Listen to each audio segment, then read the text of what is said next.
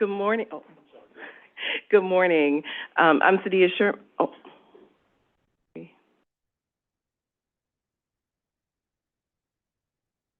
Good morning. I'm Sadia Sherman, Chair of the City Planning Commission and Director of the New York City Department of Planning. Welcome to today's meeting. We'll begin with a few votes this morning before turning to our public hearing.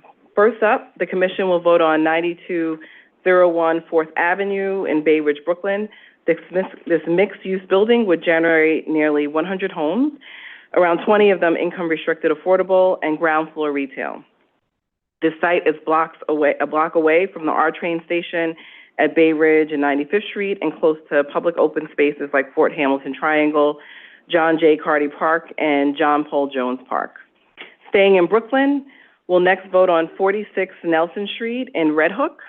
This mixed-use project would create nearly 110 new homes, over 20 of them income-restricted affordable, with ground floor retail. The building would be close to Coffee Park. We'll also vote on proposed bulk and design requirement modifications for a significant mixed-use development at 175 3rd Street in Gowanus, Brooklyn.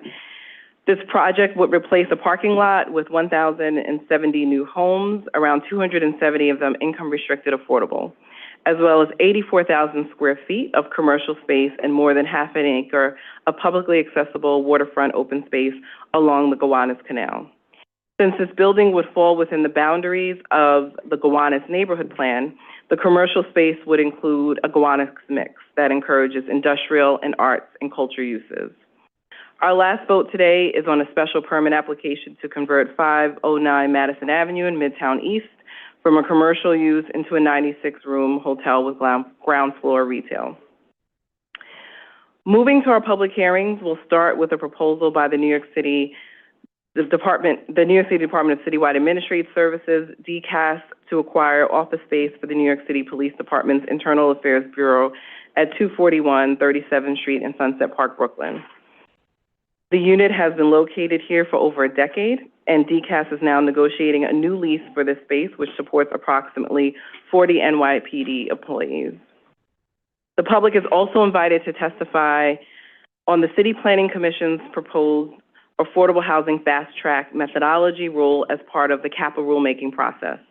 Created through the city charter reforms that voters approved last November, the Affordable Housing Fast Track provides an expedited public review process for land use applications that deliver affordable housing in those community districts that have produced the least affordable housing.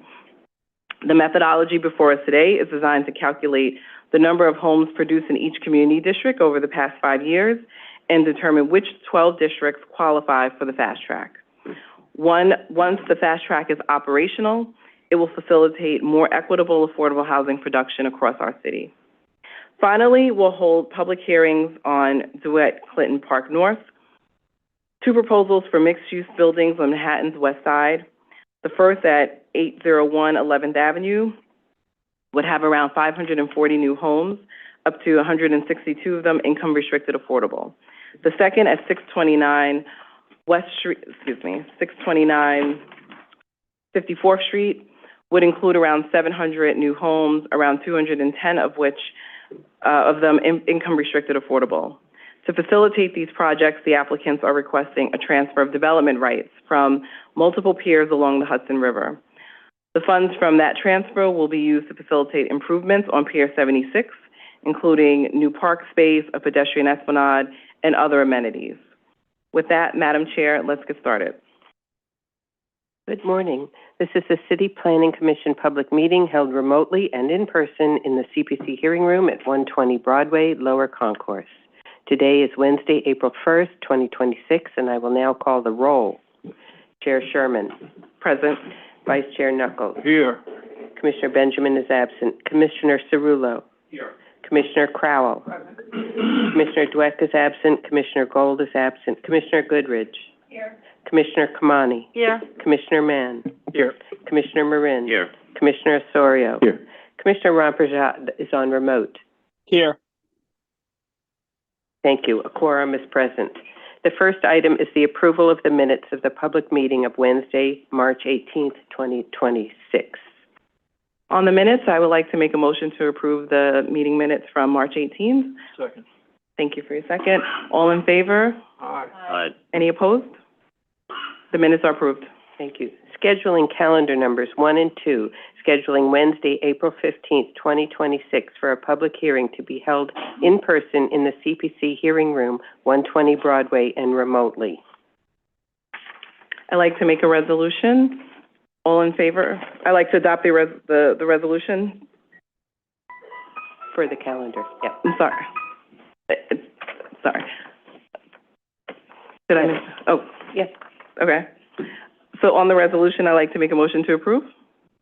Thank you for your second. All in favor? Aye. Any opposed? Okay. The resolution is approved. The next part of the calendar is the report section on page 5. Borough of Brooklyn, calendar numbers 3 and 4, 9201 4th Avenue rezoning, Community District 10, calendar number 3, C 260048ZMK, calendar number 4, N 260049ZRK, in the matter of applications for zoning map and zoning text amendments concerning 9201 4th Avenue rezoning. For favorable reports on calendar numbers 3 and 4, Chair Sherman, Yes. Vice Chair Knuckles, Yes. Commissioner Cerullo, Yes. Commissioner Crowell, Commissioner Goodrich, Yes. Commissioner Kamani, Yes. Commissioner Mann, Yes. Commissioner Marin, Yes. Commissioner Osorio, Yes. Commissioner Ramprashad. Yes. Favorable reports have been adopted on calendar numbers 3 and 4. Calendar numbers 5 and 6, 46 Nelson Street rezoning 2, Community District 6, calendar number 5, C 250094ZMK, calendar number 6, N 250095ZRK, in the matter of applications for zoning map and zoning text amendments concerning 46 Nelson Street rezoning 2. For favorable reports on calendar numbers 5 and 6, Chair Sherman, Yes. Vice Chair Knuckles, Yes. Commissioner Cerullo, Yes. Commissioner Crowell, Yes. Commissioner Goodrich, Yes. Commissioner Kamani, Yes. Commissioner Mann, Yes. Commissioner Marin, Yes. Commissioner Osorio.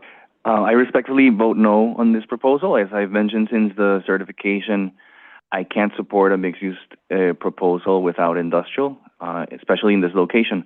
I also would like to underscore the Brooklyn Borough President's condition that a minimum of 50% of the ground floor should be designated and constructed for light industrial. Thank you. Commissioner Ramprashad. Yes. Favorable reports have been adopted on calendar numbers 5 and 6. Calendar numbers 7 and 8, GSD 175 3rd Street certification and authorization, Community District 6, calendar number 7, N 260141ZAK, calendar number 8, N 260145ZAK, in the matter of applications for the grant of authorizations concerning GSD 175 3rd Street certification and authorization. For the adoption of calendar number 7 and 8, Chair Sherman, Yes. Vice Chair Knuckles, Yes. Commissioner Cerullo, Yes. Commissioner Crowell, Yes. Commissioner Goodrich, Yes. Commissioner Kamani, Yes. Commissioner Mann, Yes. Commissioner Marin, Yes. Commissioner Osorio. I vote yes, and since we are not voting on a report on this, I just wanted to say on the record that I want to underscore the community board's conditions, and I want to make sure that the Department of City Planning has all the latitude necessary to make sure that these two conditions are met as the proposal moves forward, those being that the Powerhouse Arts Promenade be open to the public as a direct result of this decision, and 2, that we maximize the opportunity for affordable housing, making sure that the MIH requirements travel with the development rights. Thank you. Commissioner Ramprashad. Yes. Calendar numbers 7 and 8 have been adopted. Borough of Manhattan, calendar number 9, 509 Madison Special Permit, Community District 5, C 250065ZSM, in the matter of an application for a special permit concerning 509 Madison Special Permit for a favorable report on calendar number 9. Chair Sherman, Yes. Vice Chair Knuckles, Yes. Commissioner Cerullo, Yes. Commissioner Crowell, Commissioner Goodridge, Yes. Commissioner Kamani, Yes. Commissioner Mann, Yes. Commissioner Marin, Yes. Commissioner Osorio. Yes, and thanks so much to the department for facilitating the discussion regarding the sustainability commitments, and thanks so much for incorporating them or memorializing them in our report. I appreciate that. Commissioner Ramprashad. Yes. A favorable report has been adopted on calendar number 9. The next part of the calendar is the public hearing section on page 7. Borough of Chair Sherman. As we enter our public hearing session, we ask those who are testifying to limit their remarks to 3 minutes, after which you will be muted. Please also let me note that while we welcome the opportunity to hear your comments, we ask that courtesy and decorum be observed at all times during your testimony. Thank you. Borough of Brooklyn, calendar number 10, 241 37th Street, NYPD office space acquisition, Community District 7, N260-285-PXK. Public hearing in the matter of an application for a notice of intent to acquire office space concerning 241 37th Street, NYPD office space application.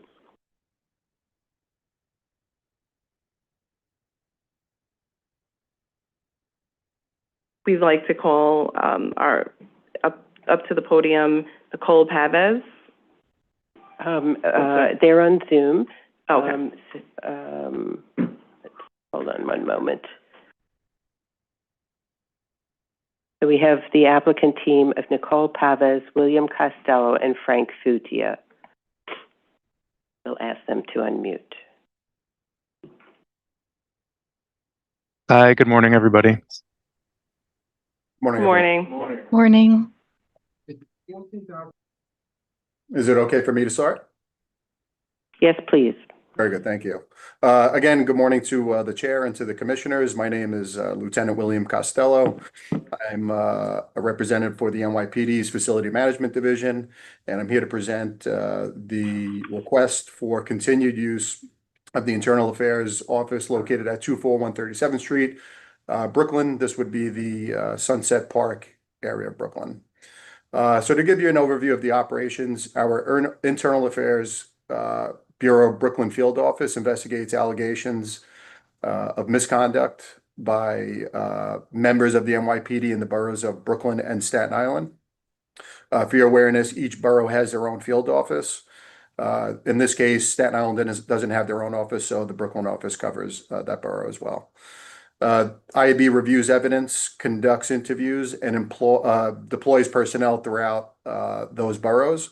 Unlike other department facilities, this office is not public facing. Next slide, please.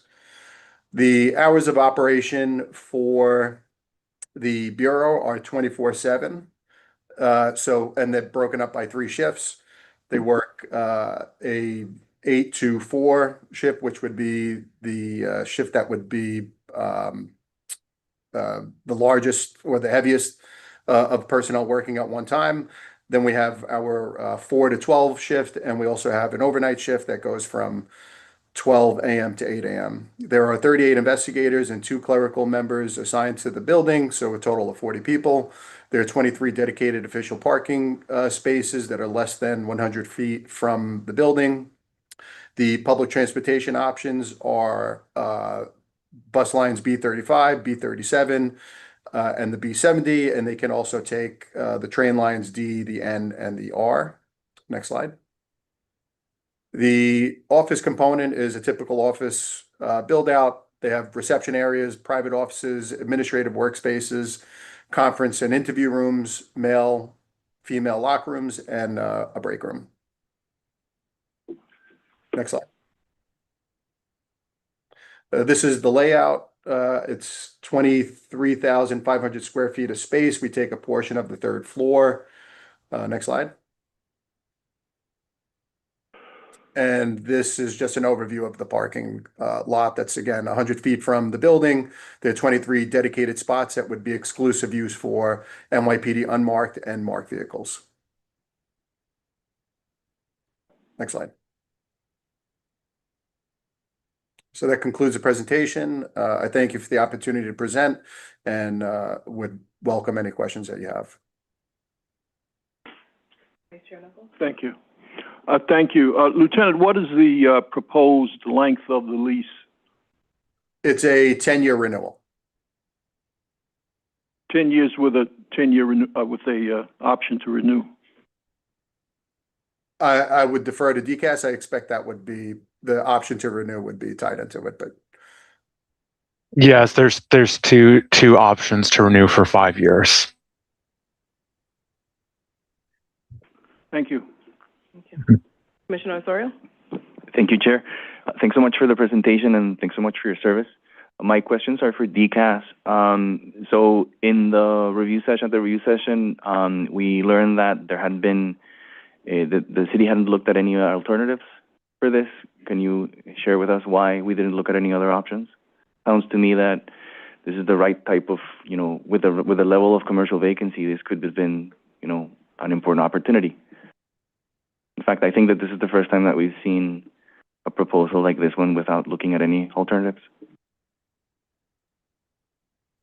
First, primarily, before each lease, DCAS reviews our internal portfolio to see if there are any spaces existing in the portfolio that this use would fit into. But given that NYPD has already operated for a significant amount of time in this location, it would have been disruptive to their operation to relocate. If I could just also add something to that, I apologize. So geographically, the building itself, of course, you could make an argument that we don't have to be in that building. Geographically, we would, and the reasons being, these groups cover all areas of Brooklyn. The location allows them quick access, allowing them to be more responsive through whether it be accessing the Belt, the BQE, the Prospect, or having to go into Staten Island. So geographically, we would need to be in the area. In many cases, the clock starts when there's an allegation that or something that's alleged. So the officers need to have that timely response, and this area of Brooklyn allows for it. There's also a fiscal side to it that we just would be concerned with if we had to relocate. The department lacks the resources to be able to fit out a new site. We coordinate with OMB, and they're great partners in all the projects that we have. But in many cases, they look to us to see if we can fit out a site with our own budget. We've taken money from out years, and it's challenging for us to really take on the expenses that are associated with the new fit out. So that went into the decision making on wanting to stay at this space and just continue, this land use. Thank you both for your responses. I appreciate the transparency, and I understand that these are real constraints. I just wanted to underscore the fact that given the location of this particular building within the working waterfront and all the different policies that have, established the importance of manufacturing and waterfront uses here, I'm a little concerned with the potential impact, direct or indirect, that this can have for, working class New Yorkers that, require on the future of potential industrial and manufacturing jobs over here. Thank you. I appreciate your candidacy. Thanks, sir. Any further questions? Okay. Thank you to the applicant team. I want to note that we're getting near the end of the public hearing on this matter.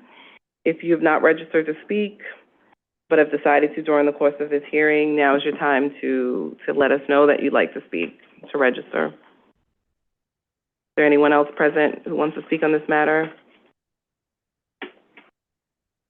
If not, this hearing is closed. Thank you. Thank you, Chair. Citywide, calendar number 11, Affordable Housing Fast Track Methodology Rule. Public hearing in the matter of a proposed rule change concerning the Affordable Housing Fast Track Methodology Rule, City Administrative Procedure Act, CAPA.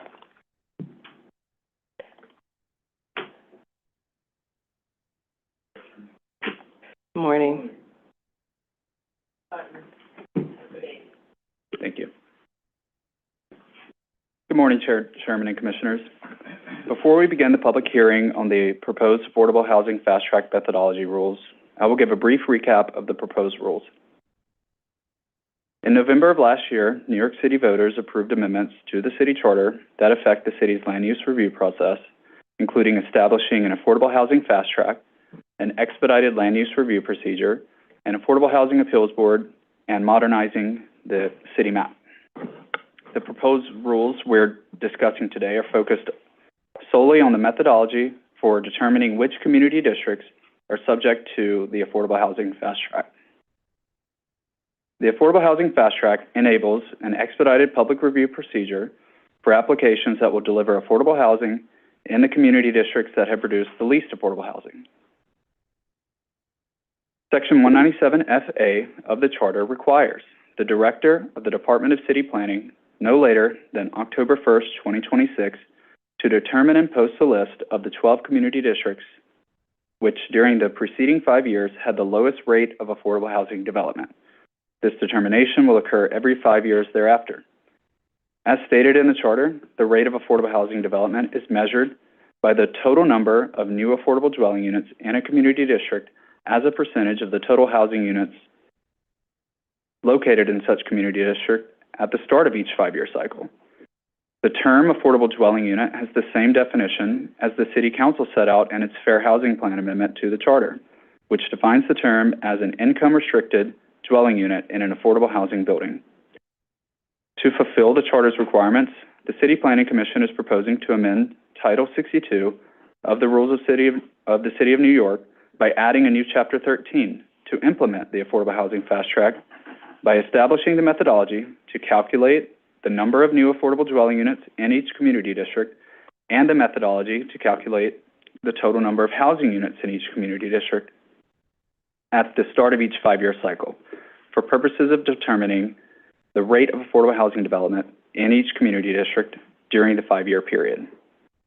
The proposed method to calculate the number of new affordable dwelling units in each community district would count both publicly financed and privately financed affordable dwelling units that have, within the applicable 5-year cycle, achieved both a start date and the issuance of a permit for construction work by the Department of Buildings.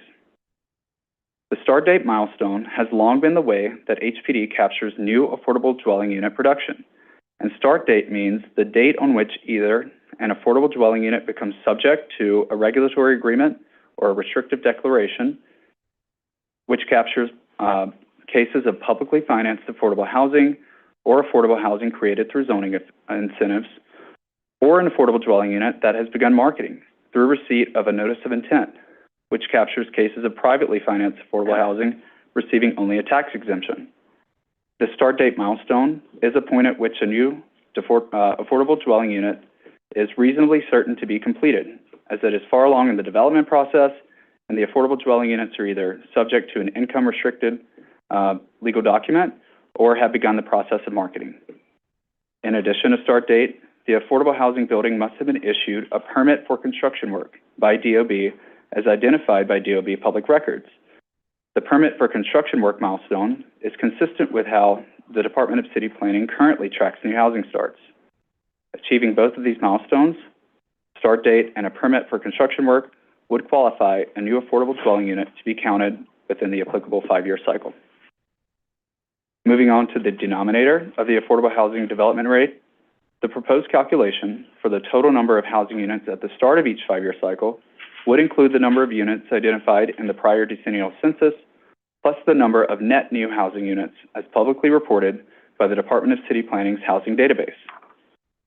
By factoring in the number of net new housing units, adjustments would be made to the baseline decennial census number to account for units added or lost because of new building, alteration, and demolition projects as identified by DOB Public Records and reflected in DCP's existing housing database. Only new units that are completed are factored into the net new housing units adjustment for the purpose of calculating the total number of housing units in a community district. As for the 5-year cycle, the proposed rules define the relevant 5-year period as running from July 1st, 2021 and ending on June 30th, 2026, repeating on the 1st of July and ending on the 30th of June every 5th year thereafter. This proposed 5-year period allows the city to utilize existing biannual reporting mechanisms established by HPD and DCP, which publish data based on the end of the city's fiscal year on June 30th. The proposed methodology in these rules would utilize existing public records produced by the Department of Housing Preservation and Development, the U.S. Census Bureau, the Department of Buildings, and the Department of City Planning. The proposed methodology would use HPD's existing biannual reporting mechanism for new affordable units, which is already disclosed in the Mayor's Management Report and is also subject to public disclosure under the New York City's Open Data Policy. The proposed methodology would leverage the U.S. Census Bureau's count of the number of housing units contained in a community district, as well as DCP's housing database, which biannually reports on the change in legal housing units over time and relies on public records and open data from DOB. Reliance on existing public disclosure mechanisms serves interests of transparency, efficiency, and accuracy.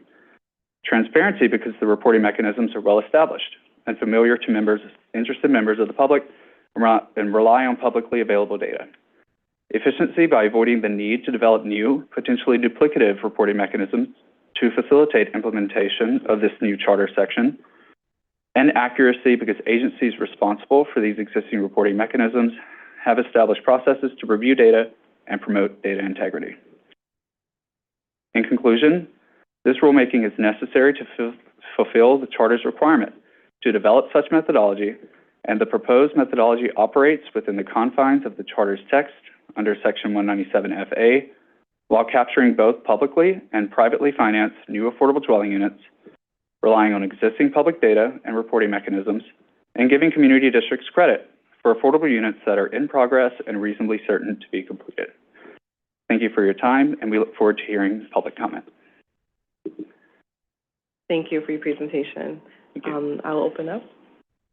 Commissioner Kamani? Thank you. Thank you so much. I can't remember if I read this or not, so I just want to ask, are unit count change affected by either like RAD Pact or the trust or anything on NYCHA campuses included in the numerator or denominator?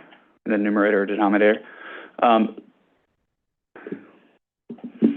So those would be, RAD programs are, I'm trying to think of how those might be incorporated into the I think the answer we were told by HPD and in our conversation with NYCHA is that any program that creates new income-restricted affordable dwelling units will count in the numerator. And of course, existing or new stock would count in the denominator for the total housing stock. Possible that some programs aren't creating an income-restricted affordable dwelling unit, something else. In that instance, it would not count in the numerator.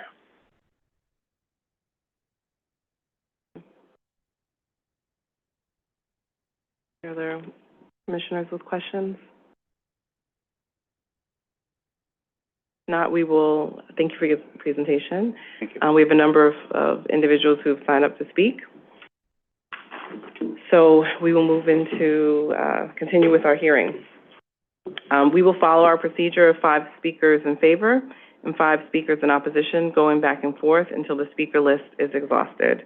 So I will call up the first speaker, and I'll just name the first 5 speakers so you know the order. So Nua Ansari, followed by Luke Lavanway, Leo Gutman, Al Henberger, and James Lloyd. So Nua, I hope I'm pronouncing your name correctly. Yes. Okay. Chair Sherman, Honourable Commissioners, my name's Nuha Ansari, and I'm speaking on behalf of Friends of the Upper East Side. We've also submitted a letter with more detailed comments. Friends strongly supports the goal of increasing affordable housing on the Upper East Side and citywide. However, we are concerned that the proposed fast-track methodology relies on a definition of affordability that is too narrow. By counting only newly created affordable units and ignoring existing housing and preservation efforts, the methodology risks mischaracterizing neighborhoods like the Upper East Side as underperforming, particularly in areas like Yorkville, where affordable and relatively affordable housing already exists. It may also incentivize development patterns that reduce overall affordability rather than strengthen it. First, the rules count only newly created affordable units while ignoring existing rent-stabilized and relatively affordable units, as well as efforts to preserve them. Preservation is essential not only to preventing displacement, but also to keeping neighborhoods inclusive and accessible to a range of residents. Secondly, all units are treated equally. A small studio counts the same as a family-sized apartment, and units at higher income levels are weighted the same as deeply affordable ones. This does not reflect real housing needs. Thirdly, the methodology ignores net loss. If existing affordable housing is demolished and replaced with fewer units, that loss is not counted. On the Upper East Side, we are already seeing the rapid loss of historic tenement buildings, for example, that have long provided stable, relatively affordable housing. We're also concerned about data reliability and the lack of any clear opportunity to correct errors once the rankings are set for 5 years. We urge the Commission to adopt a more balanced approach, one that values both preservation and production, reflects what is lost as well as what is built, and ensures accurate and transparent data. Thank you. Thank you. Our next speaker is Luke Lavanway.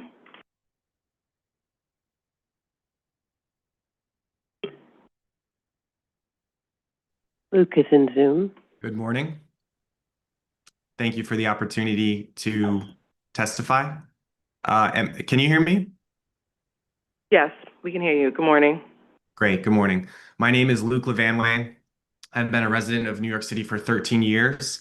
And for the past 3 years, I have volunteered as an advocate and activist with the goal of contributing to efforts to make housing more affordable for all New Yorkers.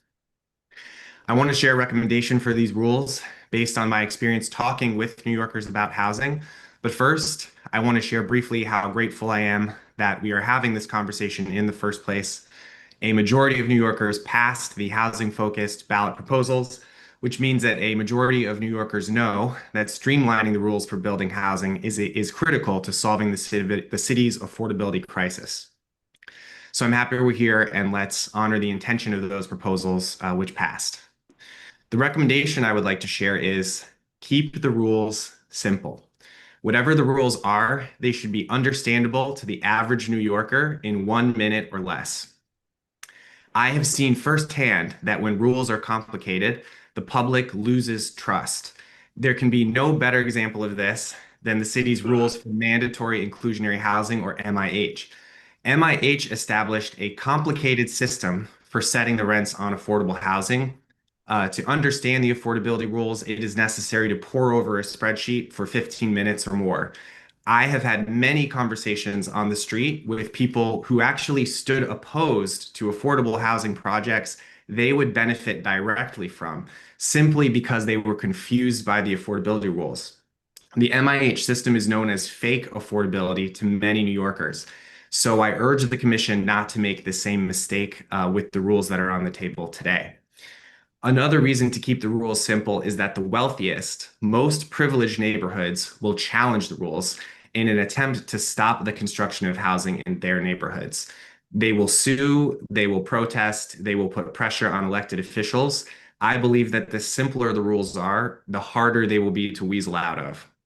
In my opinion, requests to count preserved housing units represent an attempt to skirt the intent of the proposals, the intent being to fast-track new housing. We cannot solve the housing crisis by preserving existing units. We must build more new units. And that's really all I wanted to share. I support these rules. I hope they will be implemented efficiently. The affordable housing fast track will not solve the housing crisis by itself, but it's a step in the right direction. Thank you. Thank you. Our next speaker is Leo Gutman. It's me. Hello. Thank you for the opportunity to speak today. Um, yeah, I am also speaking in favor of the proposed methodology for the fast tracking.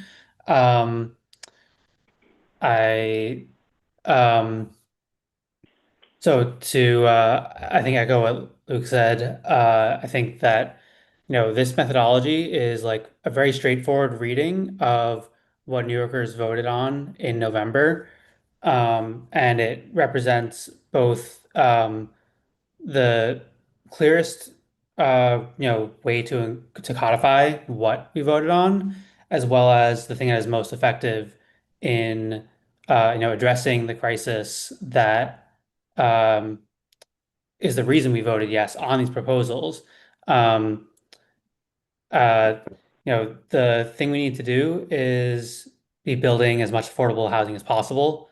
And this proposed methodology is the thing that will do that. It should be focused on building rather than preserving. It should be focused on, the simplest reading possible of which districts are contributing the least to solving the crisis right now. Because this really is, a shared problem that the city needs to take on as a whole. No one district can be doing it, and that was, I think some of the frustration that led to these proposals in the first place was how um, much of a burden some neighborhoods shared compared to others. Um, that being said, I think this proposed methodology looks good and that we should move forward with it. Thank you. Thank you. Our next speaker is Al Henberger.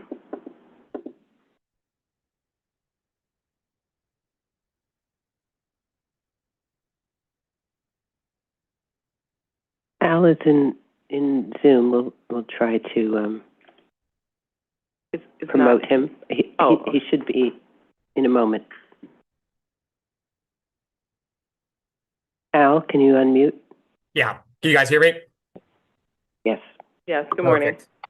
Morning. Hi, my name is Alvin Henneberger, and I've been a New York City renter since 2016. I'm here to strongly support the proposed affordable housing fast track language. Right now, our citywide rental vacancy rate is 1.4%, the lowest since 1968, and this is a supply crisis. Yet the responsibility to fix it has been deeply uneven. In fact, from 2014 to 2015, just 10 community districts have accounted for 53% of all affordable housing built. Without broader housing supply being constructed throughout our city, rental prices will continue to soar, pushing out so many that our local economy depends on. And as a reminder, this is not just about buildings. This is about the people who make New York run. When we don't build affordable housing near job centers, we squeeze out our teachers, restaurant staff, healthcare workers, and many more.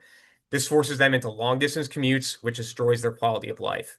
And for the rest of us, it means higher prices as employers must raise wages to entice staff to make these long commutes. A housing shortage in one neighborhood creates an affordability crisis for us all. Additionally, as currently written and proposed, the fast track language is designed to correct this imbalance with a simple, transparent methodology. It measures new affordable units as a share of total housing stock over the past 5 years. This focuses on current contributions and not past outcomes. Voters overwhelmingly approved the ballot measure that called for this exactly. Any attempt to introduce carve-outs would undermine the effectiveness of the policy and the clear will of the voters.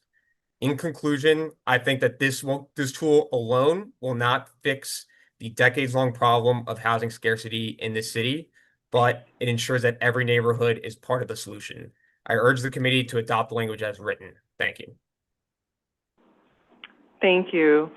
Our next speaker is James Lloyd. Good morning, commissioners. My name is James Lloyd, and I worked in New York City land use and housing planning policy for a decade until 2024. Time spent at the City Council and the Manhattan Borough President's Office and with the New York State Association for Affordable Housing.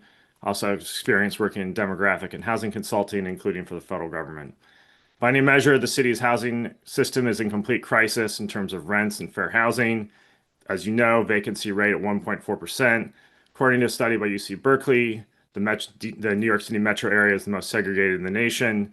The city's shelter system has up to 140,000 residents, which is not much less than California's total homeless population of 187,000. From 1989 until 2025, the previous version of the charter did one thing very well: create a system wherein a local council member could kill a housing development that required public review. This created a system where housing development followed a path of least resistance and ended up mostly happening in low-income communities of color. The charter reforms were passed by a vote of the electorate to address the issues of affordability and segregation, and these are the greatest steps taken by the city since before 1961 to deal with these long-standing problems. With these charter reforms, the city has adopted its own builder's remedy, and the city should be applauded for this. Section 197F will advance both housing supply and fair housing goals. Specifically, by facilitating mixed income but unsubsidized projects with MIH levels of affordability, it would increase both total housing production and total affordable housing production. This is because MIH only unsubsidized projects will pencil out much better in higher income neighborhoods, such as the Upper West Side and Upper East Side, both of which may be subject to 197F, as opposed to low-income communities. You are likely to see more mixed income projects and thus more total housing development, including affordable housing, as a result of 197F. In California, where I work today, the builder's remedy has generated an enormous amount of mixed income housing development in places like Beverly Hills and Silicon Valley, thus furthering both housing supply and fair housing goals. DCP has a straightforward task: create a methodology for calculating which 12 community districts have produced the lowest amount of affordable housing. Such methodology must comply with Charter Section 197F, Paragraph A. Regarding the total number of affordable units produced in the period, primary inputs are regulatory agreements from subsidized developments, restricted declarations from 45X, and building permits. These are the correct inputs. By the time a building permit has been issued, the project has received funding, either public or private, and is highly likely to be completed.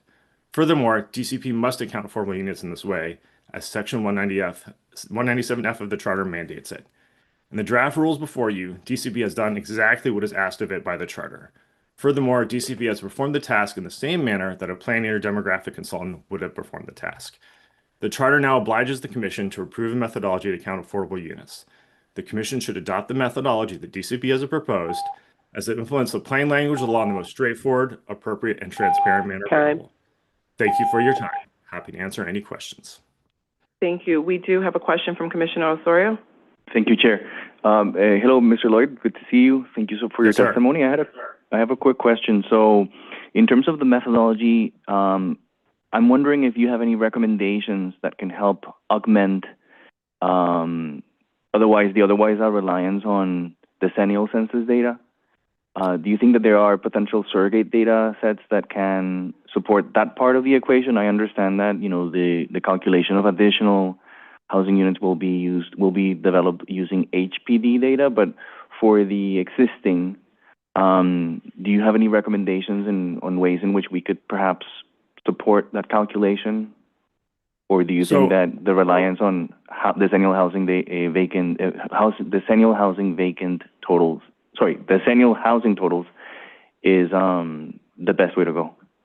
So I think the way, as you'll see in my written testimony, if you have it available, the way DCP has proposed to calculate it is the most accurate way possible. It uses decennial data and then adds the net increase in housing units from its own housing production database. So DCP has this database where they take all the information, all the permits from DOB, so they can measure in much finer grain detail than you would get from the American Community Survey, for instance, exactly how many housing units have been added or subtracted from the city's housing stock in that time period. I don't think there's a better way to do it. Thank you. I appreciate that. I mean, and just that it sounds to me that decennial data is oftentimes very out of date, but I appreciate your thoughts on that. Thank you. Sure. Thank you. Our next speaker is George James.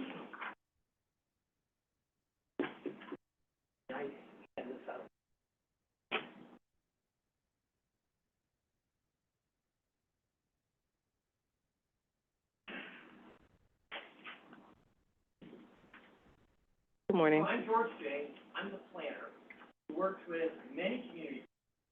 Your microphone. There's a little button. Thank you. Thank you. I work with many community boards, and my office applied the draft rules and produced preliminary fast-track rankings. We learned a lot applying these rules and understanding the data limitations and discovered the pitfalls the hard way, which I've given you in written form. Before I get to the results, though, I'd like to take a step back. Commissioner Osorio asked an unanswered question on Monday's review session. He asked, quote, "Is there an opportunity for the CPC to provide recommendations on the city's fair housing plan?" Unquote. The city's fair housing plan, Where We Live 2025, was adopted last year. The opportunity to comment has come and gone. Commissioner Osorio may have been talking about the fair housing framework and the projections that will be coming. And on that, I encourage each of you not to ask permission to provide comments to staff on your recommendations. You're the commissioners. You need to be imposing your comments and direction on the staff that the work that the staff does, not only on fair housing, but on these fast-track rules. There are more unanswered questions than just Commissioner Osario's. For instance, why can't the rankings be revised if there's an error? The rules, as they're now written, would prevent you all from changing the rankings to correct an error you know of after they're adopted. Why? In the rankings my office produced, which you'll see on the second page of what I gave you, which cover about 93% of the performance period, you will see the preliminary fast-track rankings are a mix of the Manhattan core and southern Brooklyn, Staten Island, and eastern Queens. The community district ranked last. The only one that produced 0 affordable housing units in the period is Manhattan Community District 5, the same community district that just approved MSMX, the first neighborhood rezoning with R11 and R12 districts. Personally, I was surprised to see such a mix.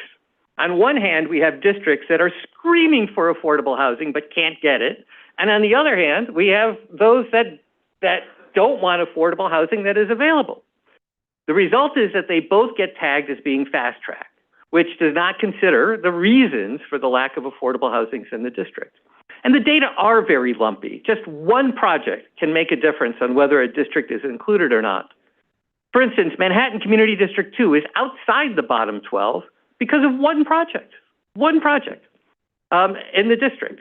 Similarly, Manhattan Community District 1 is in the middle of the pack, even though they just had 3 buildings with affordable units. Please take the time to review the comments, and if there are any questions, I'd be happy to answer them. Vice Chair Knuckles?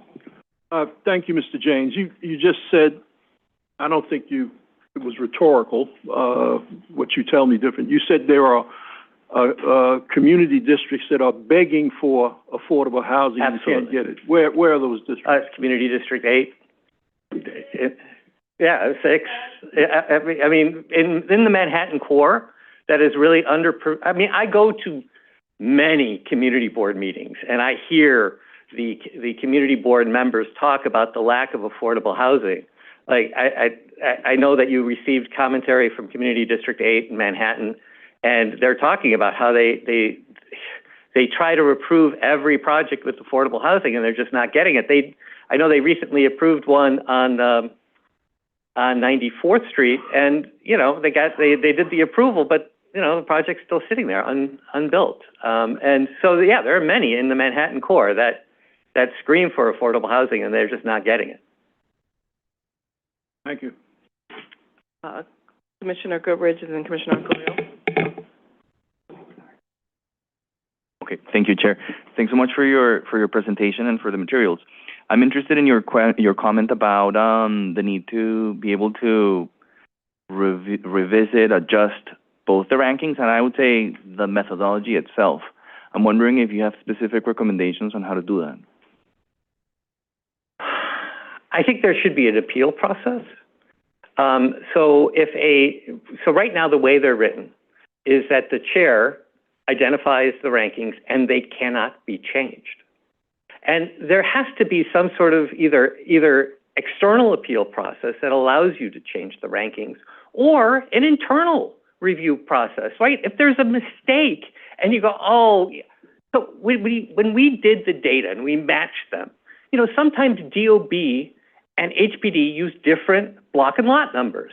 So if you're trying to figure out whether these buildings have a permit and you do a match, occasionally, it's not common, but occasionally they don't match because they just don't match because of they're different agencies and they're doing their business. And it's administrative records data. When you use administrative records data for this, there will always be errors. Now, how big those errors are, you know, it involves a lot of work to clean them up and try to minimize them, but there will be errors.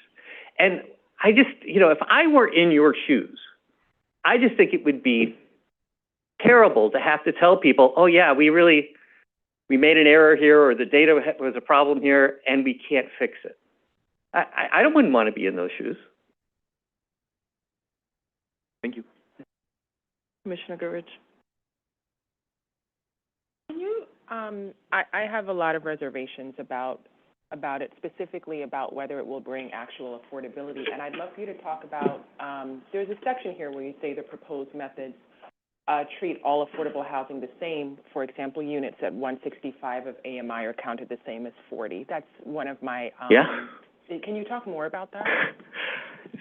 So the method is extraordinarily simple, as you heard. It's just new units divided by total, and it, to me, knowing the difficulty of reaching 40% of AMI and doing ELA projects, those are the most valuable, right? Why are we counting them the same in the method as 165% of AMI, which is not affordable to most people? And so it just, there's nothing in the charter that says that you can't weight the units according to AMI or number of bedrooms. And both of those elements are in the data already, meaning they're there already. You don't have to do any extra work. There's no reason for you not to include that other than to keep the method simpler. That way you would be I don't want to say rewarding. It's essentially you're just counting those types of units that are more difficult to get done more, which seems to make sense to me. And it's completely something that can be done in this method. Commissioner Cirillo? Thank you so much, and thank you for this. You say you had, not working. None of them are working. Do my best here.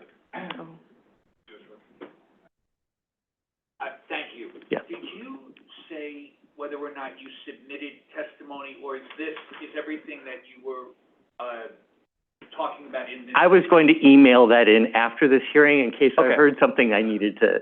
Okay, if you do, it sounds like it may be on, no. So first I want to thank you for that. I just, in thinking through some of the things you said, and I appreciate some of your comments, I share some of the concerns you have about the methodology. I would say too, on the concept of being able to change is the word, modify, update, whatever the word might be on the status of the districts. You refer to mistake, and of course a mistake is possible. Since the methodology, as far as I understand it, is not recognizing approved but not yet permitted, or those units that have agreements in place or restrictive declarations in place,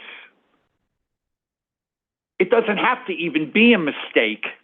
It could just be a changing landscape from the approval of units coming down the pike but not yet built and not yet in the pipeline, but have the underlying approval through this process, and tomorrow.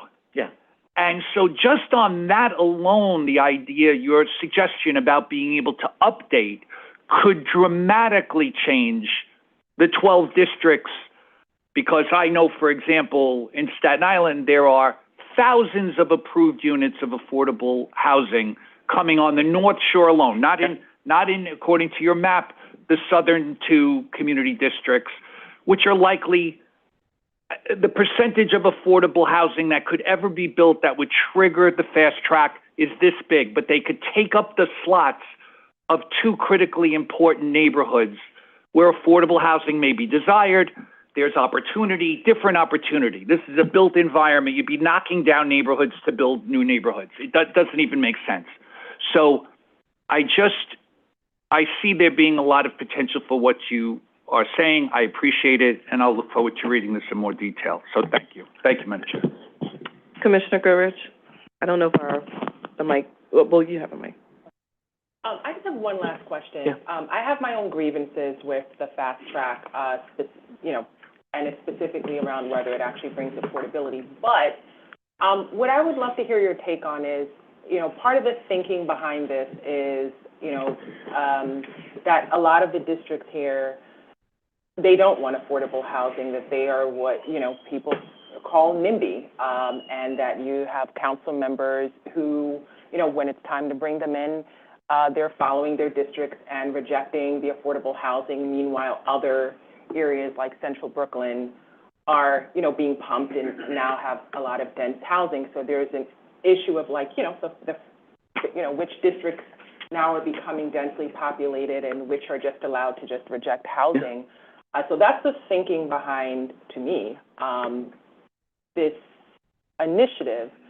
And what is your take on that? Because, that is a valid concern, aside from, whether it actually brings affordable housing, but it is a valid concern. It absolutely is. And anecdotally, I've heard, and actually, in the press, I've heard council members, especially in Eastern Queens, just say, yeah, we don't want this, and have rejected it. Personally, I don't hear a lot of that because I personally work mostly in Manhattan. And in the Manhattan districts that I serve, they all want affordable housing. There's an affordable housing crisis. Community District 8 submitted a rezoning proposal for vast portions of the district to try to get more mandatory inclusionary housing in the district, and it was rejected by the Department of City Planning. So there was one in Hunts Point, for example, in the Bronx. The community board meetings were very fiery, and they flat out, were flat out saying, we don't want low-income affordable housing. We don't want this here in, Staten Island. Yeah. So maybe not in Manhattan, but there are parts of, the... Yeah, there are. Yeah. I mean, that's what I read. Yes, I'm not... They generally don't hire me. So. Okay, all right. Thank you. All right. Thank you. Thank you. I'd like to call up Councilmember Gail Brewer.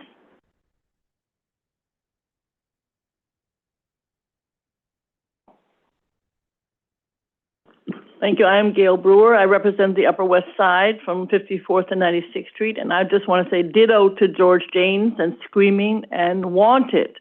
I mean, I think I am here to talk the affordable housing fast track. We do not want to be in one of the 12, and let me be specific. We know that the way that you are calculating, it's simple to understand and follow, but measuring the success of housing development affordable by absolute figures, it's inadequate for Manhattan, particularly because we're so dense, and the West Side is the second densest, most in Manhattan, and of course, incredibly expensive. Just as an example, there are so many new market rate and condos built in the area, but only one, 250 West 96th Street, has affordable units of any magnitude, and that was because years ago, I made sure that an MTA transfer station was converted over to HPD, just for this purpose, affordable housing. That's it in terms of the new. But over and over, Manhattan communities have advocated for vulnerable New Yorkers and housing. In a study conducted by the mayor's office during the migrant crisis, we had in Manhattan 38% of all arriving asylum seekers. And on the Upper West Side, we still have properties. We had more then, but we still have 3 major hotels, which are DHS. We have many, many, many single-room occupancies run by at least 4 or 5 nonprofits. I think more. They all have wonderful permanent residents or temporary residents. There's hundreds and hundreds of units. Right now, 2 are for sale. the Imperial Court, I don't know how many rooms, 79th Street, the Windermere on West 57th Street, and I beg the city to work with those who are nonprofits to make sure that they get converted to permanent housing for anybody who needs it. So we want to really make sure that this is calculated.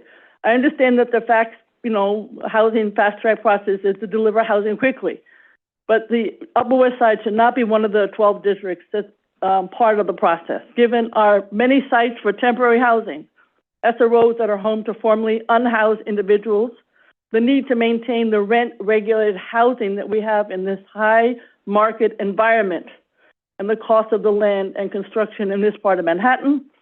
I also want to mention that the rules also calculate production on the square footage of a project. They should, so the building does not favor just single units, which is often what happens. We need family-sized apartments. I can't leave without talking about Extel. They have 2.4 acres on Columbus Avenue and West 67th Street, and they can unfortunately build as of right. They want to construct only 121 units for older adults on the site, and I'm advocating for family units at 30% of the square footage on the site. Example, all the time we play, please, please build affordable housing. City planning, HPD often state, mostly HPD, we can't do it because it is too expensive. We're going to take our dollar and we're going to go to the Bronx, where it's less expensive to purchase. So we know we have a collapse in available rent-regulated units. As an example, I mentioned that earlier. Thanks to George James, on behalf of Landmark West, the Upper West Side Community Board 7 had a net loss of over 15,000 rent-stabilized units between 2007 and 2022. Board 8 also had 16,000 lost during the same period. And the total loss in Manhattan was almost 68,000 rent-stabilized units gone. And when you build new, you're never going to catch up. So I'm here to say you have to think of other kinds of metrics when you determine which of the units that are to be considered affordable within your 12. It's not the way that you are deciding it at the current time. We need more housing, but we have to take care to do this process correctly. We have to be sure that the new construction will go toward increasing affordable housing for all New Yorkers, and not just developers who want to evade the essential regulatory process. Sometimes what they do is they love to build and then produce the affordable in a completely different location so that the poor people are not with the wealthy people. I hate it. Thank you very much. Thank you, Councilmember. Our next speakers are Suen Shang, Claudette Brady, Valerie Ann De La Rosa, and Jack Connors. So we will start with Suen Shang.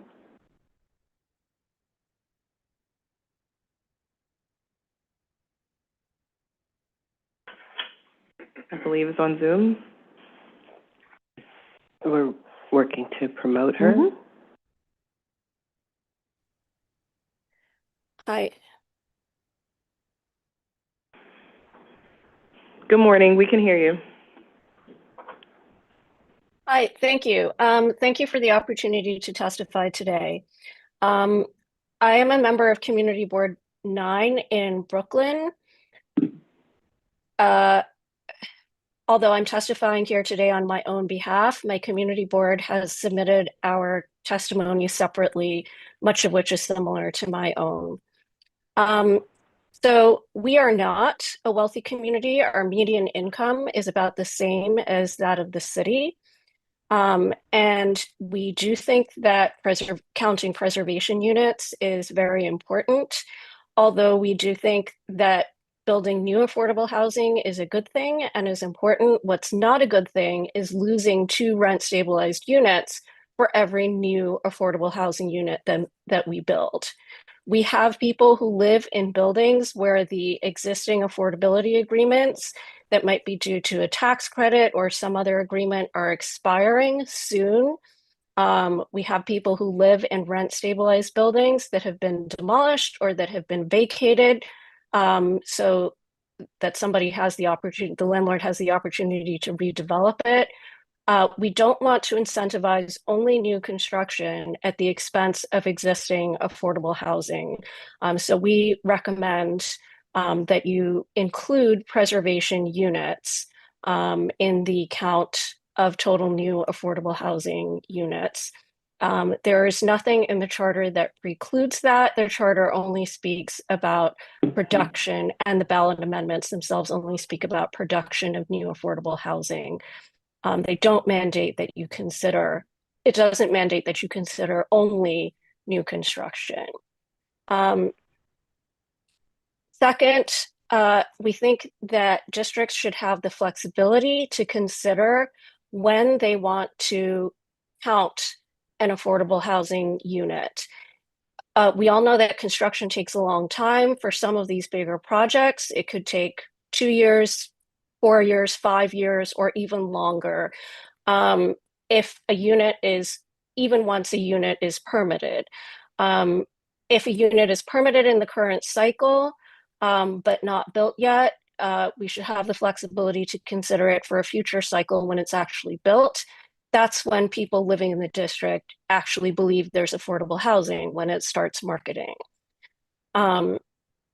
Also, in order to ensure data accuracy, we think that the best method is for city planning to allow for an appeals process. As other speakers have said, release all of the data that you're using to do the calculations, and let the public and whoever else might have an interest look it over. We have noticed inconsistency and inaccuracies in some of the data sets.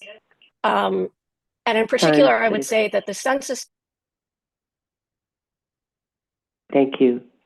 You can submit written comments through our portal. Thank you.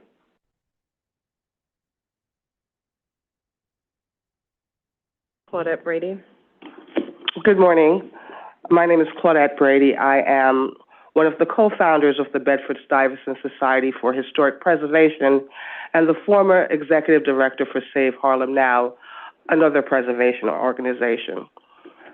We have heard comments about the impact on communities of color. I am going to refer to my colleague George James's study, because he has done a remarkable job on that, particularly around weighting the size of units and also weighting the level of affordability. So when you go to a community board meeting, let's say Central Harlem, Community Board 10, or Bedford-Stuyvesant, and there is a talk about affordable housing, the first comment, the audience is in an uproar: affordable for whom? Affordable for who? So if we are counting affordable housing without weighting them, what we are doing is we're creating affordable housing not for the people who currently live in that district, but for people who will be moving to that district. What we've seen in New York City, especially in communities like Harlem and Bedford-Stuyvesant, is an out-migration of middle-income families. Families who are looking for the American dream, families who are looking for schools, families who can no longer afford to live and raise their kids in New York City. We had a recent project in Community Board 10 where the affordability level was 80% of AMI.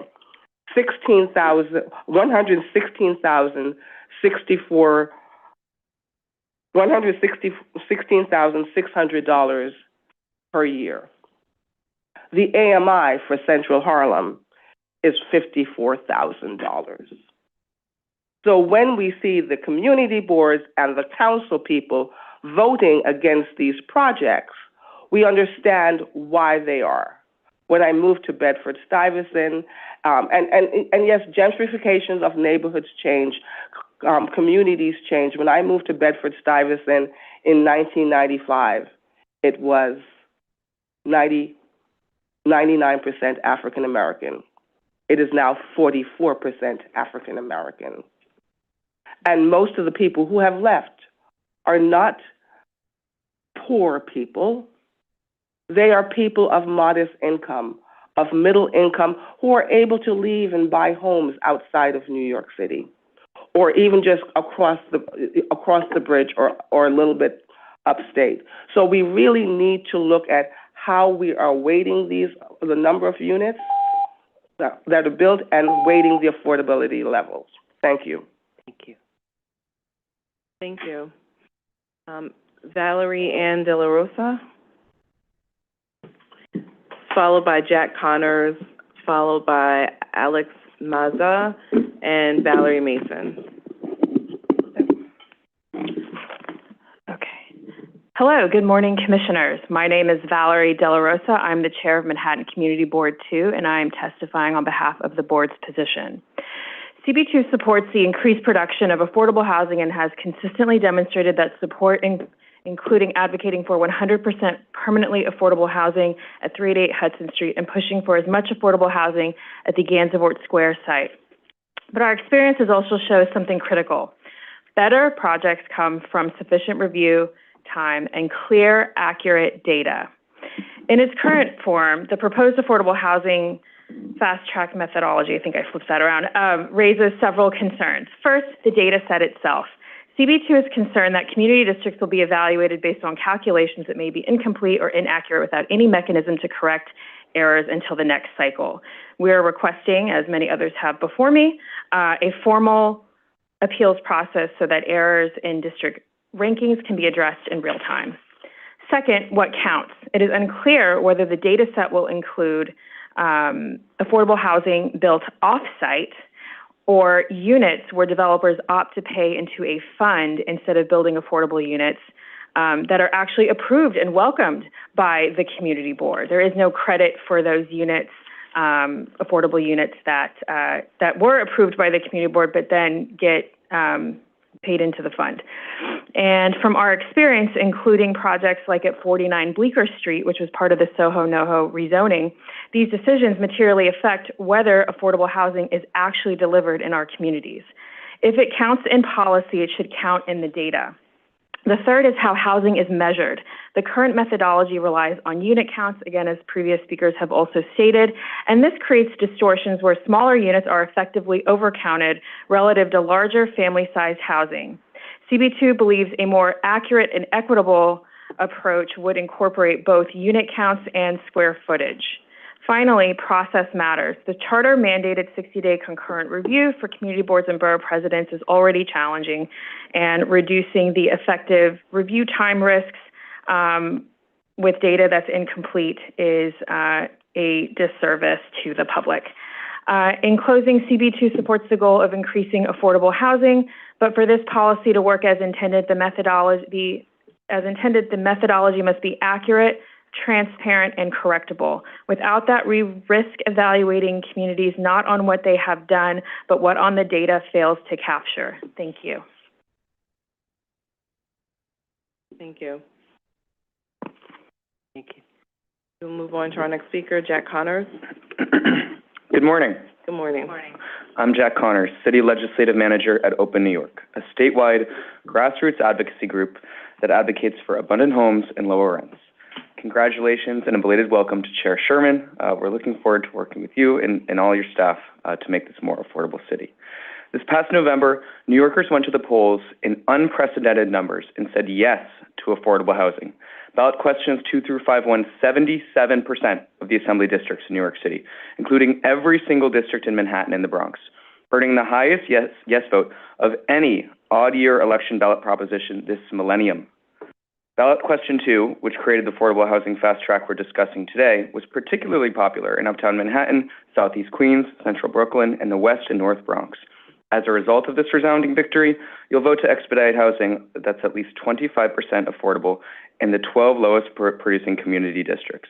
As you do so, it's crucial that you resist any carve-outs that undermine the will of the voters who said yes to, and I quote, fast-track applications delivering affordable housing in the community districts that produce, not preserve, the least affordable housing. Counting the existing stock of affordable units towards this total will be a profound disservice to the voters who passed the ballot measures, not because they're satisfied with the existing stock of affordable housing, but because they want more homes, quickly. From 2014 to 2015, 10 community districts, just 10, produced 53% of the affordable housing in New York City. This uneven growth placed undue pressure on neighborhoods with residents most at risk of displacement, while the wealthiest, most transit-rich neighborhoods were frozen in amber. The methodology for the fast track must remain simple and reflective of what voters approved: the number of affordable units divided by the total units at the start of the 5-year period. Its fairness is rooted in this data-driven simplicity. With every neighborhood contributing their fair share, we'll set our city on a course towards lower rent and less displacement. Thank you for the opportunity to testify today. Thank you. Oh, excuse me. We have a question from Commissioner Mayor. Yeah, sorry, the microphones aren't working. Just a quick question on the methodology question that Councilmember Brewer raised, which was an interesting point about shelter beds and how to think about them in the context of new housing. And I was curious if Open New York had a thought or position on that point, because I was kind of wrestling with that question. I'm not sure if that's within the language of the charter provision itself, but was curious if you had the position on that. I think our position is shelter beds are a Band-Aid. They're not a final solution. There are other ways, we support more of a housing first approach, and to do that, you need enough homes to accommodate all the people who need them, which we don't have.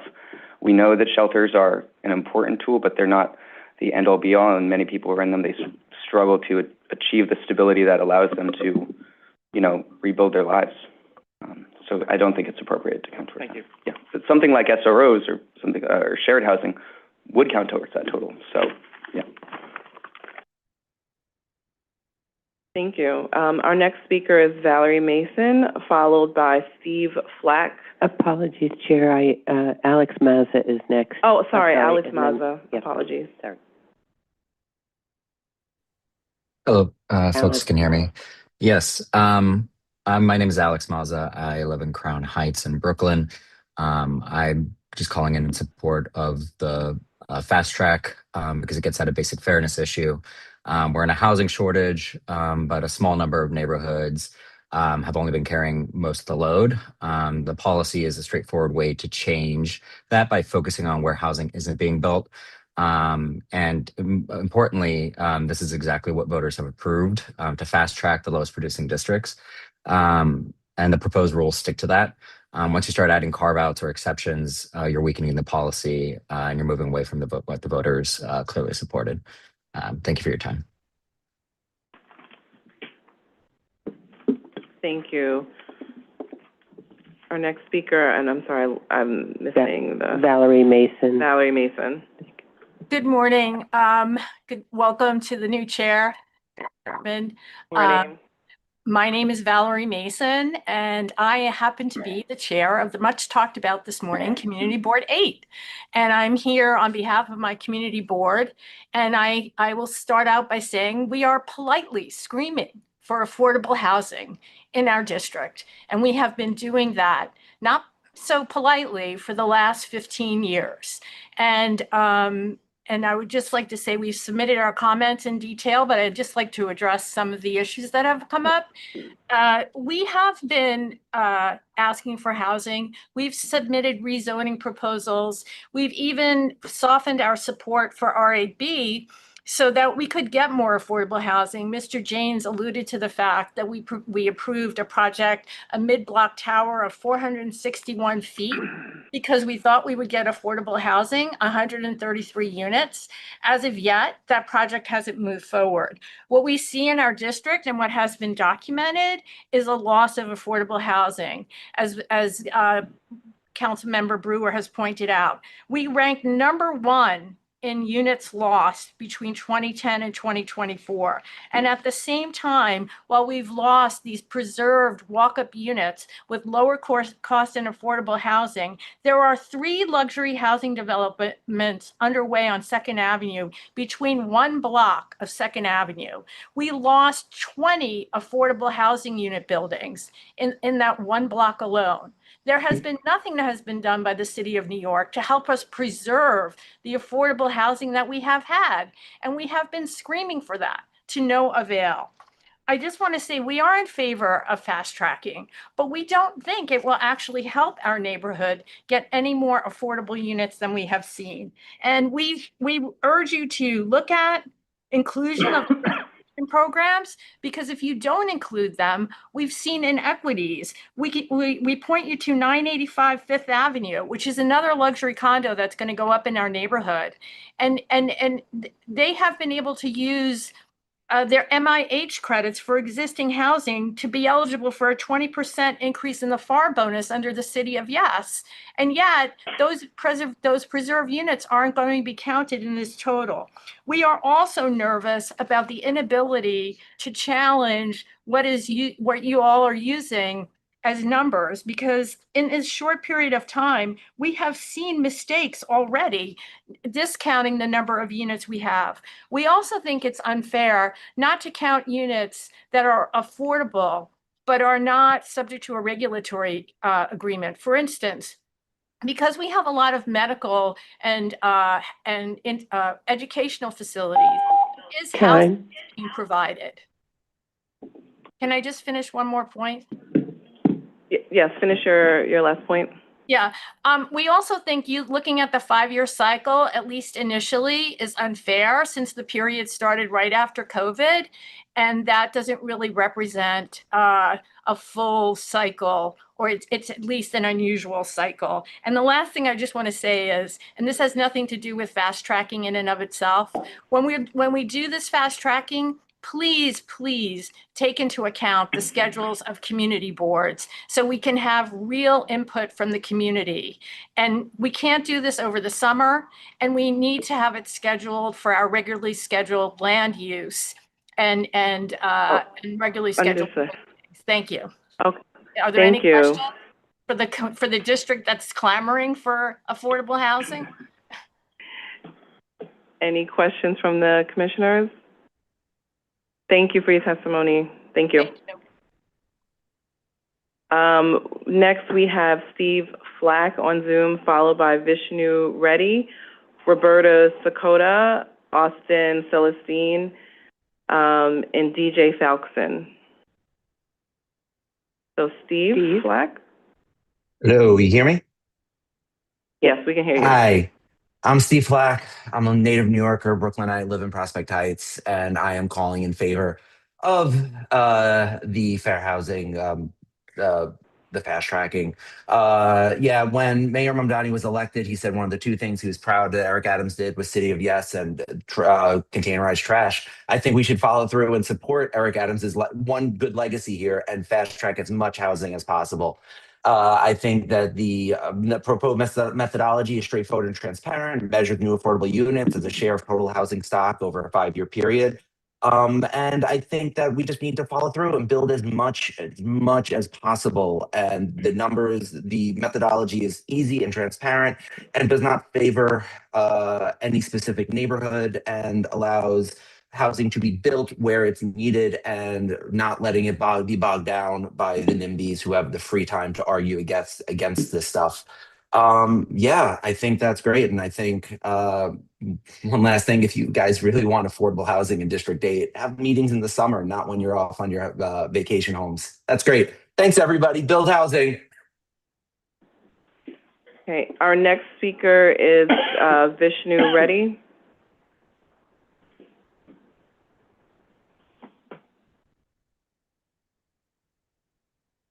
Hi, my name is Vishnu Reddy, and I live in Sunnyside. I'm here to support the rule changes necessary to implement the affordable housing fast track. In November, New Yorkers gave us a mandate to make sure that every part of our city does their fair share in producing the affordable homes we desperately need. The voters made their voices heard, and city agencies must respect the mandate that was handed to them. New Yorkers understand that the affordable housing shortage is one of the biggest crises our city faces. The affordable housing fast track is an important piece in getting our way out of this crisis. It's important that you don't add any carve-outs or unnecessary process that would get in the way of getting shovels in the ground and affordable housing built. Let's get this across the finish line. Thank you. Thank you. Our next speaker is Robert Sakota. And I will just note that we're getting near the end of the public hearing on this matter. If you have not yet registered to speak but have decided during the course of this hearing that you would like to, now is your time to register. Hello, Commission. My name is Robert Sakota. I'm a resident of Lower Manhattan. You know, in New York in the 1950s and 60s, there's a lot of activity, a lot of building, and perhaps not enough deliberation before that. In the years after that, we course corrected. We created more deliberation. We created more review before people could go ahead and construct new structures in New York City. However, I think more recently, people have determined that we've created so much deliberation, so much review, that there's just not enough production. Certainly, there's not enough production of housing and not enough production of affordable housing.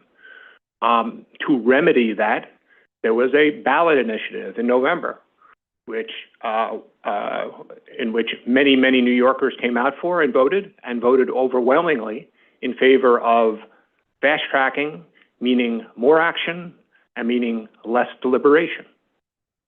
They specifically said we could have 12 community districts where the least production has occurred, where there needs to be less deliberation and more action moving forward. Now, the Commission staff has come up with what I perceive to be a set of very fair rules, a set of simple rules that focus exactly what the ballot initiative said. Where has new housing been produced?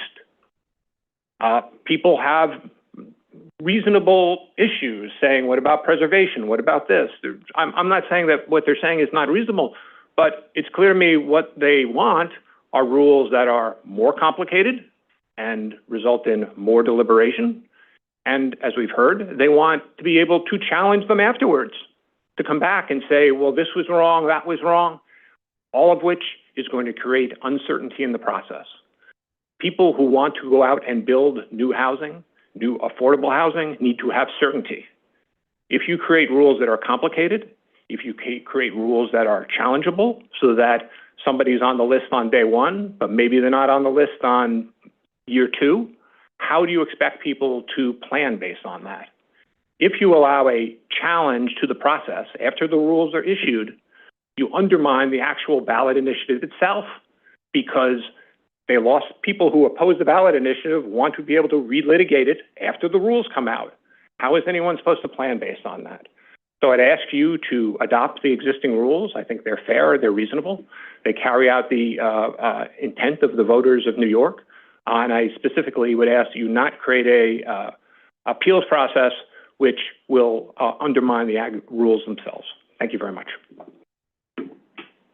Thank you. Our next speakers are Austin Celestine, followed by DJ Falkson, Daniel Miller, Don Reinhardt, and then Samir Lavinia. So Austin Celestine, I think, is on Zoom. Yes, I'm not seeing him in the Zoom. Just double check.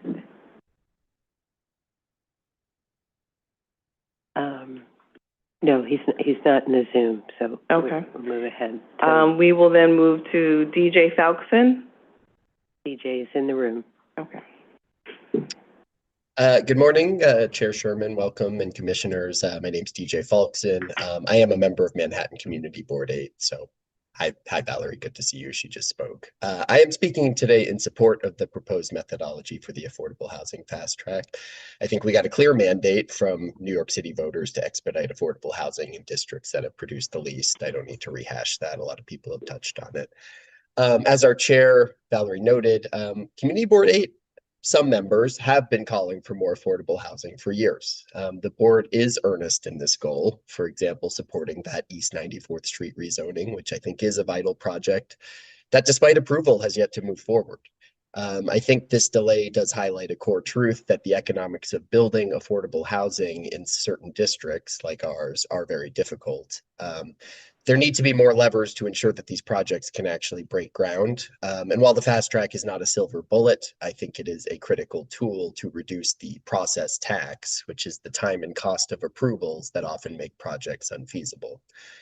I don't share concerns about being designated in the bottom 12 of districts. I think, being in a district that has produced less housing shouldn't be seen as a detriment. It's a benefit. It unlocks the tools we need to finally see projects come to fruition.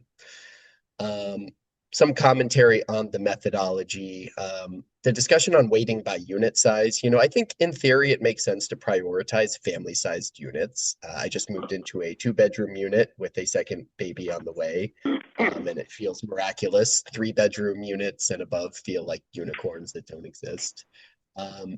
I think introducing these variables to the calculation complicates it. It invites data challenges and appeals. And I think really the best way to encourage larger units in the long run is to make the overall process easier.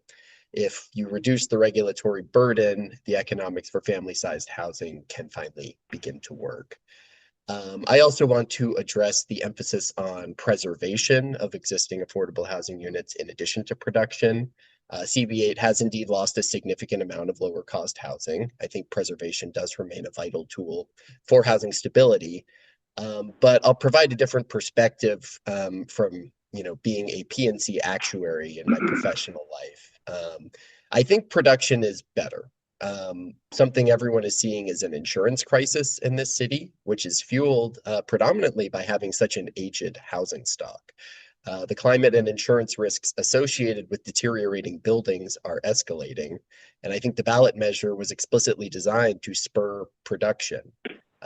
We need to prioritize new, resilient, safe construction so that it's modern, it's insurable cheaply, and preservation is good, but these are still very old buildings. I want to echo the board's call for absolute data transparency as well. Make the data public, verifiable, and easily accessible to avoid getting bogged down in technical disputes. Thank you. Time. Thanks. Thank you. Our last 3 speakers, and again, I will just note we're near the end of our public hearing, so if you have not registered to speak but have decided to during the course of this hearing, now is your time to register. Our last 3 speakers registered are Daniel Miller, Don Reinhardt, and Samir Lavinia. Daniel, on Zoom. Hi, yeah. My name is Dan Miller. I live in Astoria, Queens. I'm speaking today to urge the board to support the the proposed rules. And specifically, I want to oppose the idea of having an appeals process. The whole point of this initiative, approved overwhelmingly by the voters, was to fast track housing production in these districts. And tying up, the designation of those districts in a appeals process, which will inevitably be gamed by forces that simply don't want new development in their districts, will do the opposite of fast tracking. If we want to move projects quickly and get things done and actually build new affordable housing, we need to expedite things. We need to reduce the level of process and red tape. We need to get things done, and we don't need another endless layer of process before we decide where exactly we'll have to build. Let's be real. The risks of a false negative here are incredibly low. If a district is mistakenly, designated as one of these low-performing districts, what's the worst that can happen? Oh no, they have to produce more housing. They're subject to a fast track process. That doesn't sound like a punishment to me. That's what voters want. And so if if something is on the margin and the 12th worst district gets hit with the fast track and the 11th worst does not, or vice versa, this is not the end of the world. It is not a bad consequence that is worth paying the price of endless appeals, endless process, endless rules lawyering, the kind of thing that always ties up new housing production. I've been a affordable housing activist in this city for many, many years now, and I've seen the lengths that people will go to block projects because they simply don't like change in their neighborhood. And I get it, nobody likes change in their neighborhood, but we live in a city and we need to grow. We are losing political representation in Congress. We are losing families that are being forced out by high prices because we are not building enough. And so I urge the commission to support these rules as is, and especially to avoid a appeals process. Thank you. Time. Thank you. Thank you. Don Reinert? Hello? Yes, we can hear you. Hi, my name's Don Reinert. I am a renter in Park Slope, and I would like to thank you for allowing me to speak today. I wanted to speak in favor of these proposed rules, and I wanted to quickly touch about the power of simplicity.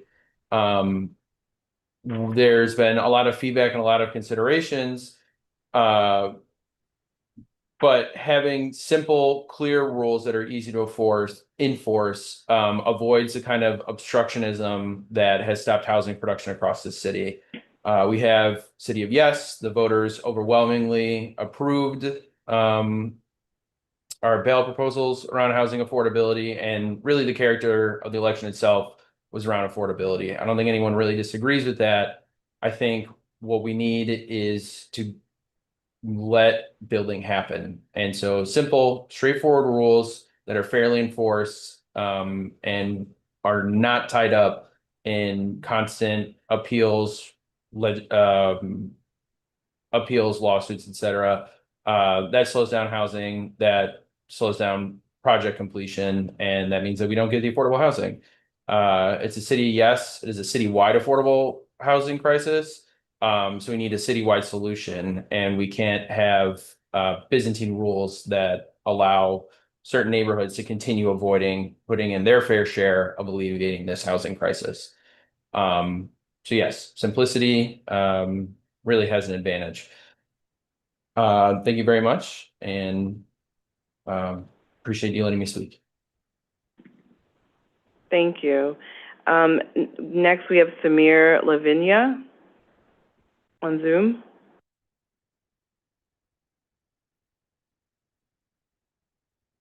Hi, can you hear me? Yes, we can hear you. Good morning. My name is Samir Lavingia. I'm a Community Board 5 member in Manhattan, speaking in my personal capacity, not on behalf of the board. I've been a housing advocate for many years, and I come from a family of market rate renters. I live in Midtown, and my parents also live in Midtown, a block away, which I'm very grateful for. And my brother and his wife and my newly born nephew live in Dumbo. We're constantly worried about displacement. I just got my lease renewal and it went up 5%, which is manageable for me, but not for many people. I believe that the new rule that's proposed promotes certainty and transparency with a very simple methodology. We have a low vacancy rate in New York City and especially in the neighborhood that I'm in Midtown. So rents are just going through the roof, and we really need to desperately build more housing. The districts that have not contributed need to be honestly forced to get along, and that's what the voters voted for the ballot prop. And we need a very simple test to calculate which neighborhoods are contributing and which ones are not, and to make sure that we hold the ones that are not accountable by requiring that they build housing. As other speakers have mentioned, the current process is abused quite a lot. I'm in law school right now, so maybe I would be able to take advantage of that, but that's not what I want to do. I think it's important that we build as much housing as possible to bring rents down, and then especially affordable housing, which we desperately need in the city. Thank you for your time, and I hope you support the proposed rule as is. Thank you. Is there anyone else present that would like to speak on this item? All right. If not, this hearing is closed. Thank you, Chair. The third public hearing item, Borough of Manhattan, calendar numbers 12 through 17. Community District 4, calendar number 12, C 260013ZMM. Calendar number 13, N 260013 260-014ZRM, calendar number 14, C260015ZSM, DeWitt Clinton Park North, 801 11th Avenue, and calendar number 15, C260060ZMM, calendar number 16, N260062ZRM, calendar number 17, C260061ZSM, DeWitt Clinton Park North, 629 West 54th Street.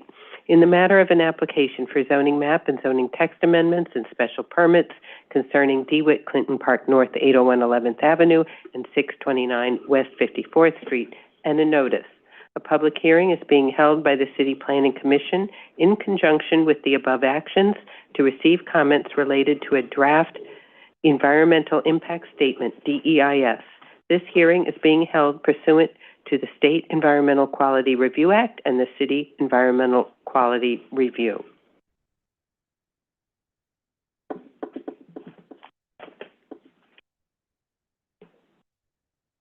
Ready when you are. Sure. Good morning, Madam Chair. Good morning, Commissioners. Wesley O'Brien of Fried Frank, Land Use Counsel to the applicants. I'm here with Reality Curry of Hill West Architects, as well as Jason Diaz, our environmental consultant from VHB.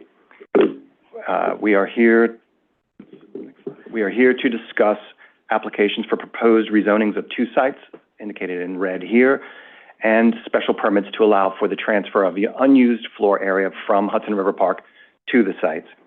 The 12th Avenue site, shown to the left here, to the west, is owned by an affiliate of Friedland Properties, and the 11th Avenue site at the east is owned by an affiliate of the Chapman Group.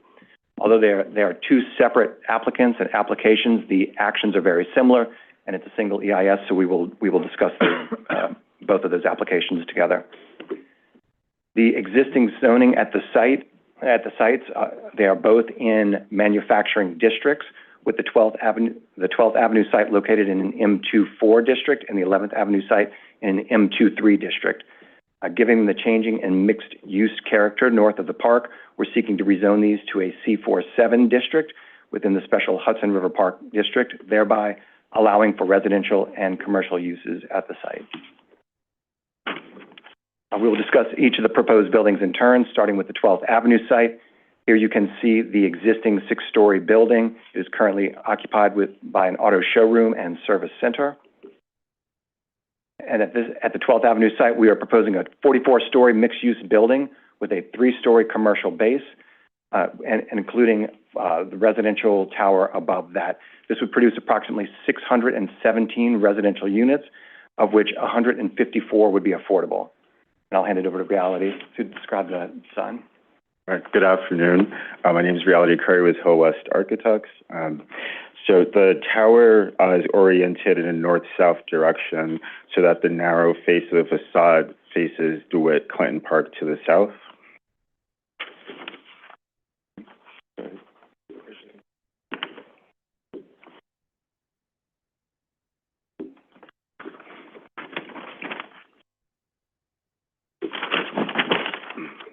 The ground floor will contain commercial and residential uses. Commercial entrances are located along 12th Avenue, which is the busier corridor, while the residential entrance is placed on West 54th Street across from DeWitt Clinton Park, providing a quieter and more residential experience. This section illustrates the relationship between the 3-story commercial base and the residential tower above. Along West 54th Street, the building maintains a 155-foot street wall, slightly taller than the adjacent building to the east. The matching diagram illustrates the narrow facade mentioned earlier with its narrow face toward DeWitt Clinton Park, and the tower being positioned as far east as possible to be away from Hudson River Greenway. Responding to the surrounding neighborhood, the podium is designed to the height and scale of the adjacent buildings. The facade uses masonry materials, reinforcing the existing architectural character. This view shows the project from street level looking northeast across 12th Avenue. The commercial use is appropriately expressed with large windows, while the residential frontage on West 54th maintains with a masonry character. And turning now to 11th Avenue. The 11th Avenue site is currently occupied by 2 vacant buildings of up to approximately 50 feet tall. They were previously operated as a single auto dealership. And at this site, we are proposing a 38-story mixed-use building, also with a 3-story commercial auto showroom in the base and 35 stories of residential above. This would produce approximately 477 residential units, of which 119 would be affordable. Similar to the project at West 54th, the tower is oriented in north-south direction, and in this case, along the avenue. The seven-story podium wraps around West 55th and West 56th Street, anchoring the new development into the block frontage. The ground floor will again contain commercial and residential uses, with commercial entrances located mid-block on 11th Avenue, adjacent to other commercial entrances across the street. The residential entrance located at the corner of 11th and 55th, strategically placed away from the entertainment venue located around the corner on West 56th Street. The street will vary in height between 60 feet and 110 feet, with an overall building height of 485 feet. To provide some distinction between the two buildings, the massing at 801 11th Avenue is shifted to create 2 volumes in lieu of a singular rectilinear floor plate. The bulkhead is also located above the northern half, creating an asymmetrical volume to reinforce that shift. The facade treatment further reinforces that with incorporating different material breaks in the southern portion. And the podium is designed to activate the 11th Avenue streetscape while seamlessly integrating the existing commercial auto uses with the newly introduced residential uses.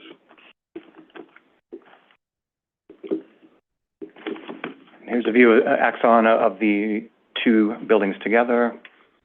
So turning now to the proposed zoning actions, both of the projects are seeking similar actions, so I will describe them once, but then identify a few differences between them.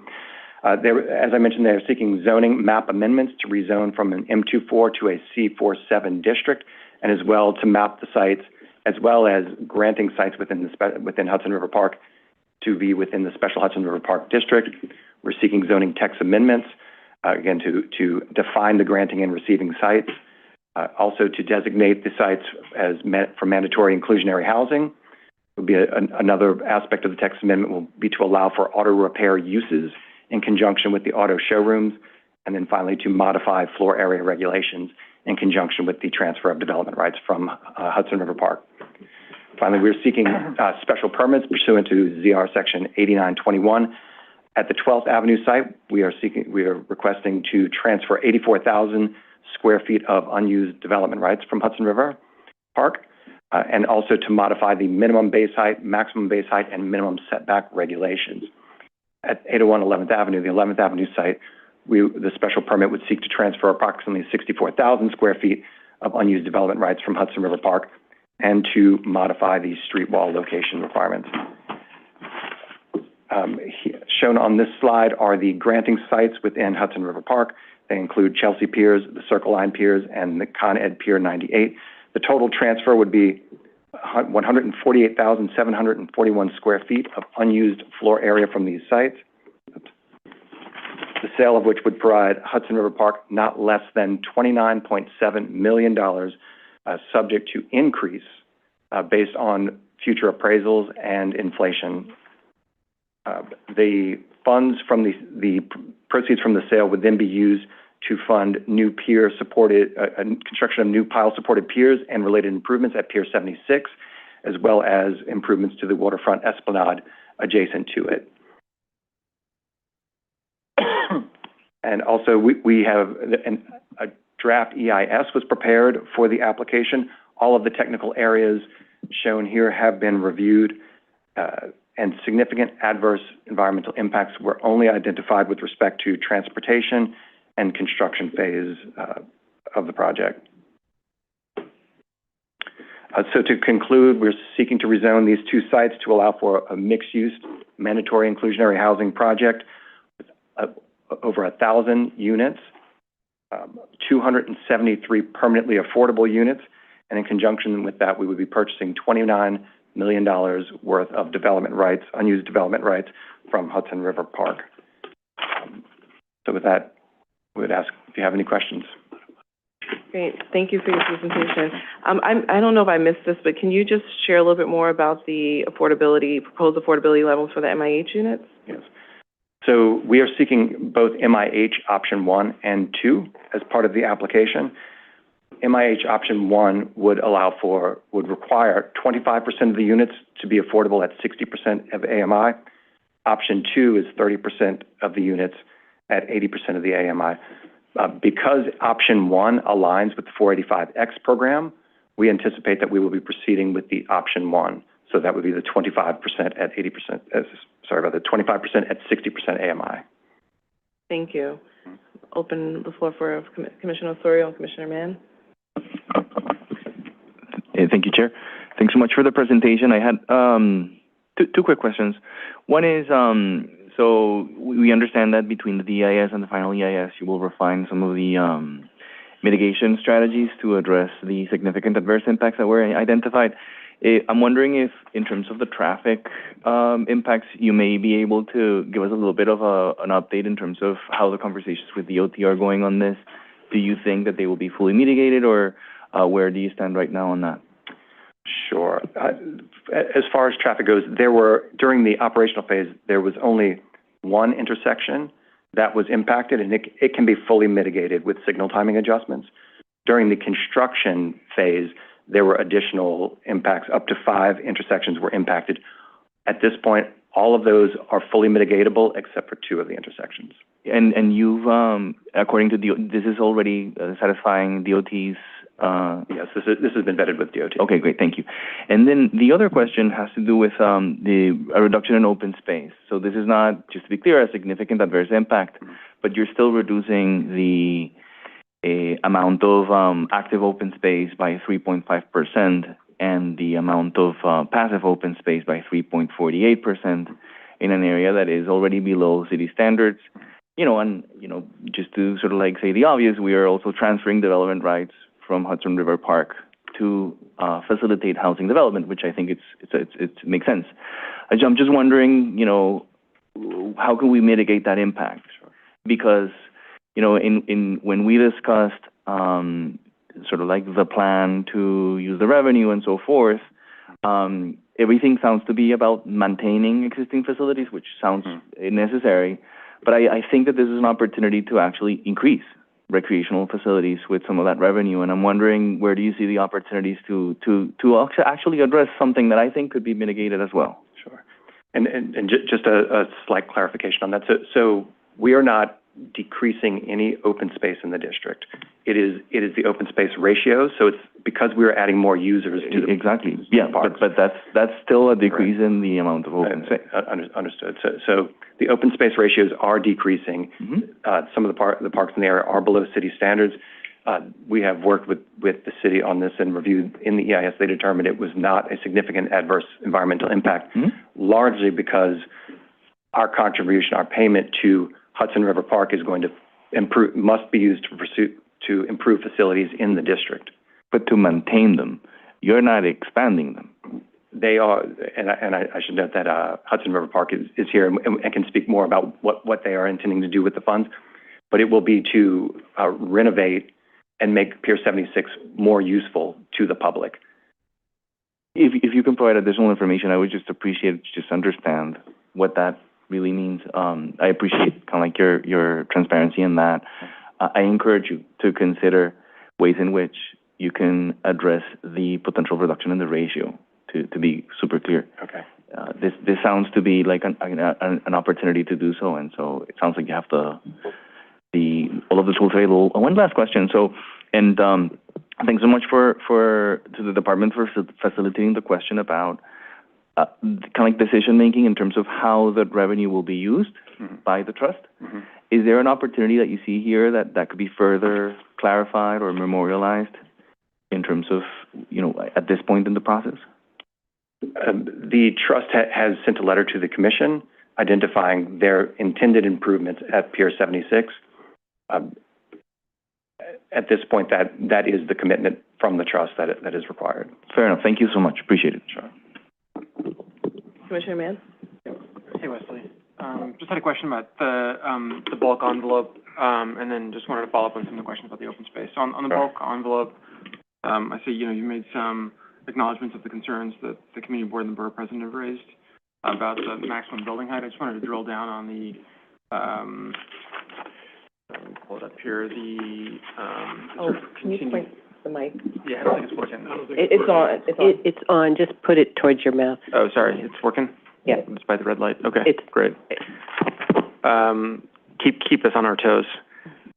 Just wanted to ask a question about the building height on 54th and 12th and the request for reduction in building height to 450 and understanding a bit better. I think the idea there was to move more of that floor area to the base of the building. So understanding a bit more why that isn't from the development teams and feasible, or if you're still examining that as a potential option. Yes, so we have looked at the potential reduction, and because we are seeking waivers, there is a little bit more room in the envelope that we can bring some of the bulk down.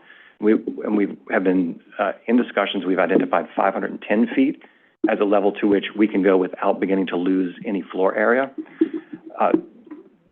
And I should also note we have not heard any issues with respect to the waivers.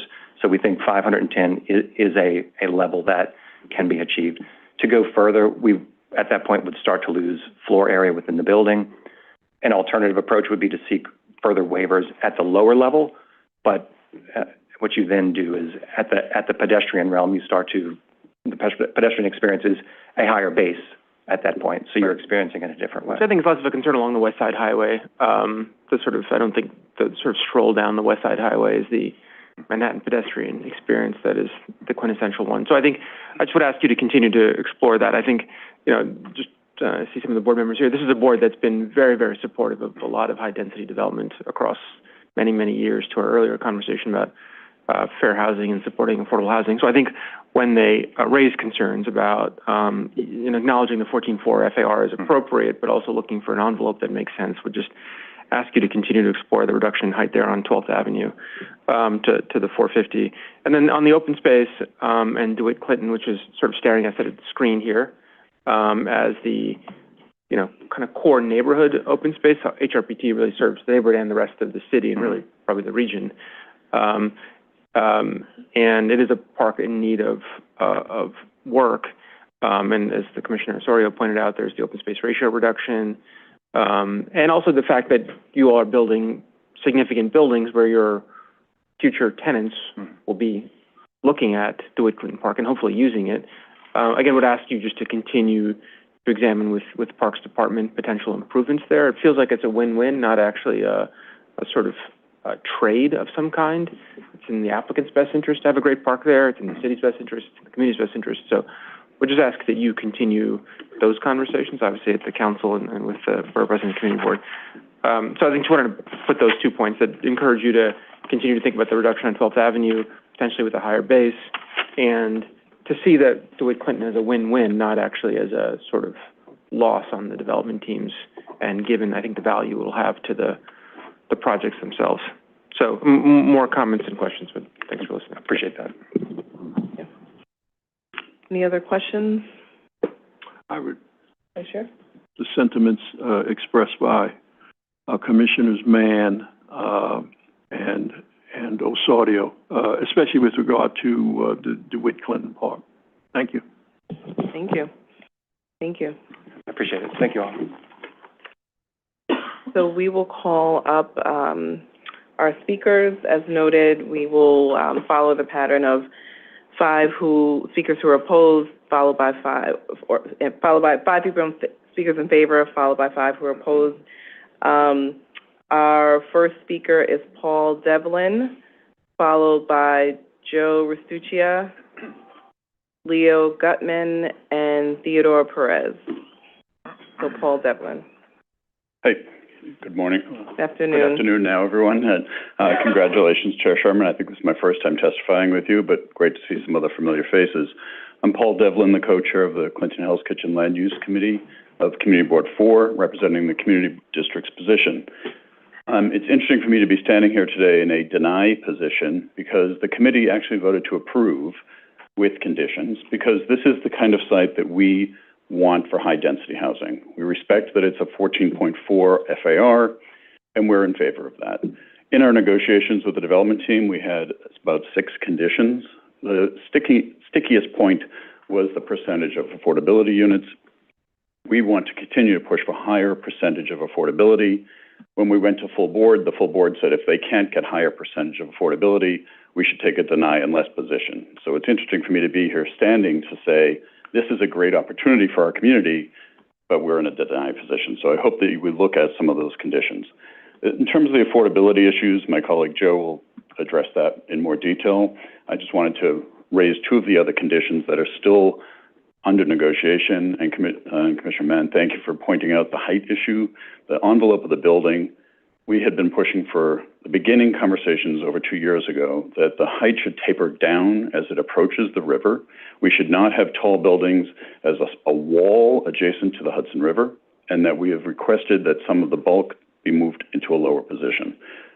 We think that the 12th Avenue building should be lower than the West 54th Street building, and so we're really trying to push for that as much as we can.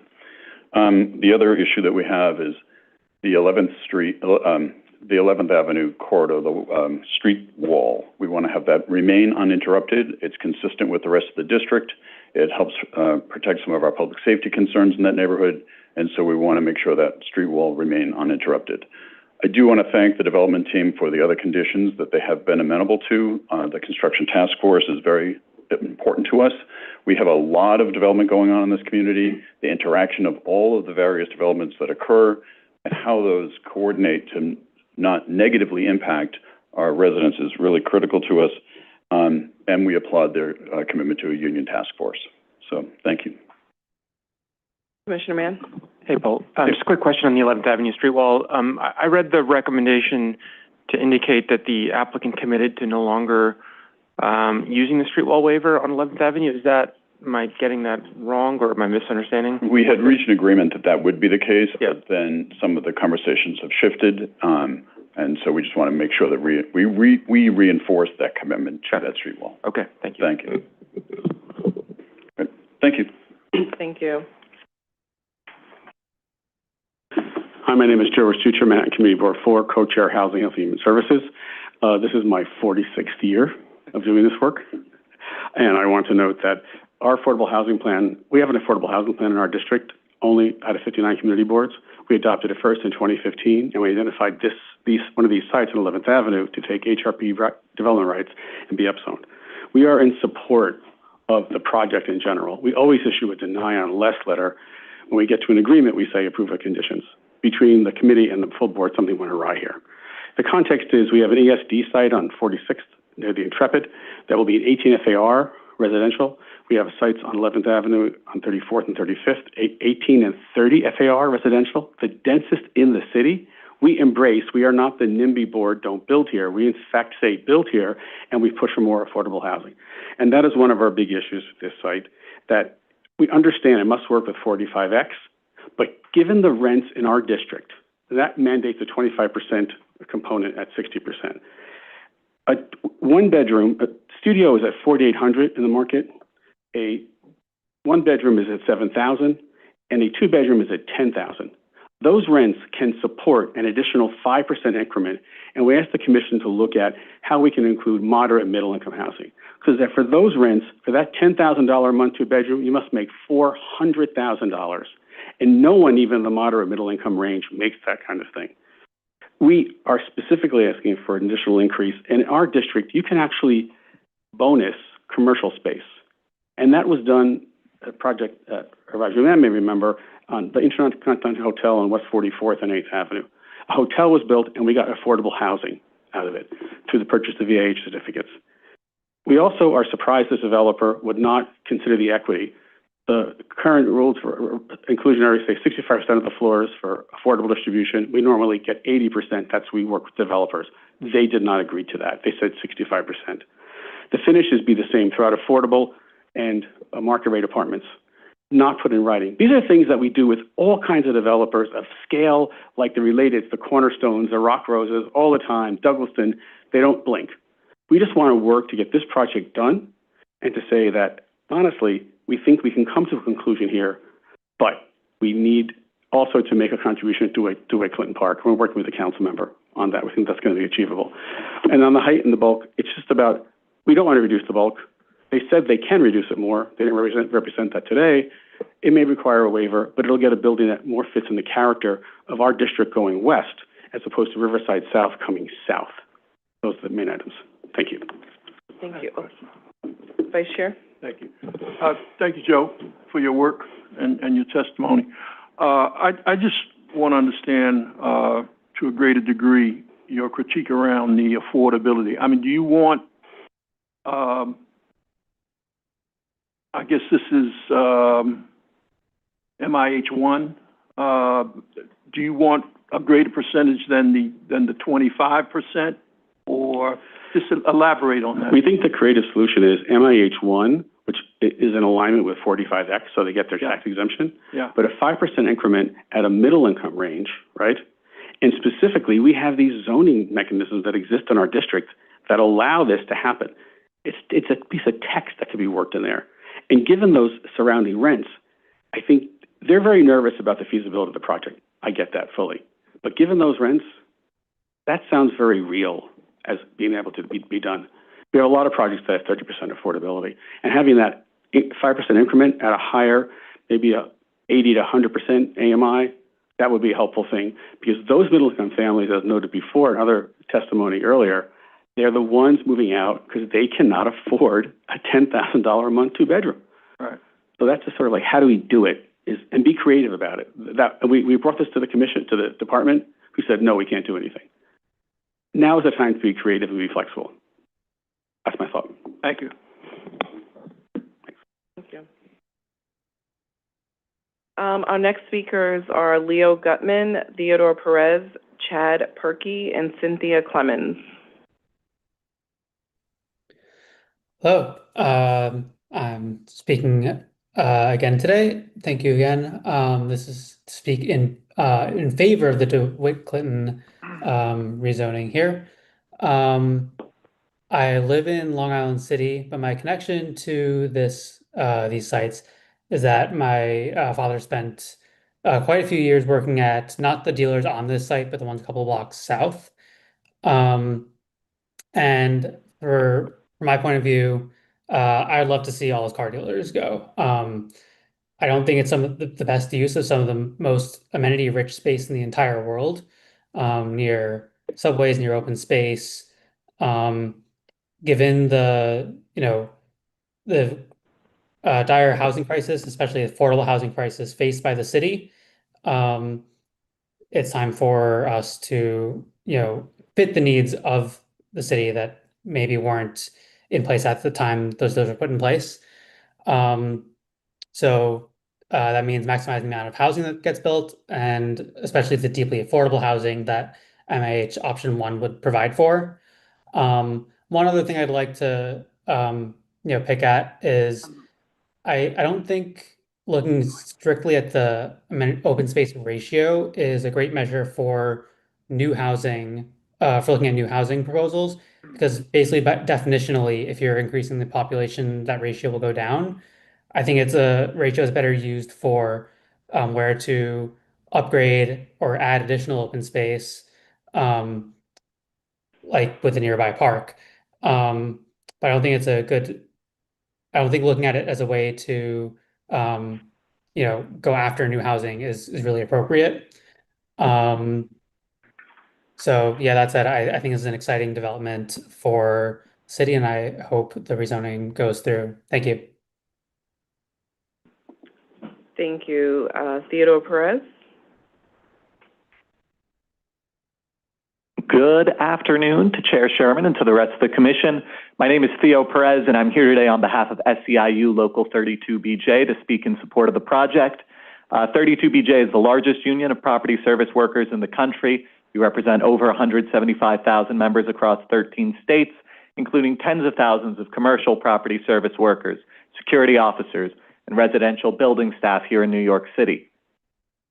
At 32BJ, we support responsible developers who invest in the communities where they build, and I'm happy to report the developers of these proposed projects, Friedland Properties and Chapman Group, have made a credible commitment to creating good jobs for the workers who will permanently staff the buildings. Good jobs like these mean prevailing wages, meaningful benefits, and a pathway to the middle class for those community members who fill them. We estimate that between these two projects, we're looking at least 15 permanent building service jobs.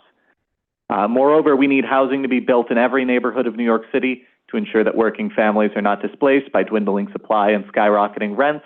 The proposed development will include roughly 1,000 residential units, hundreds of which will be permanently income restricted for low to middle income New Yorkers. As the cost of living rises and working New Yorkers struggle to stay in their homes, it's more important now than ever to create both affordable housing and good jobs which uphold industry standards across the city. For these reasons, 32BJ is in strong support of both the 801 11th Avenue and 629 West 54th Street proposals. Thank you for your time. Thank you.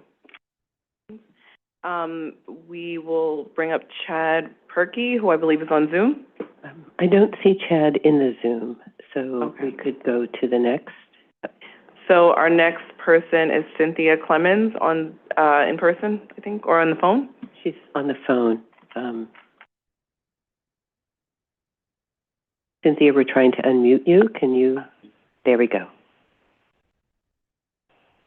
Hello? Yes, we can hear you. Okay.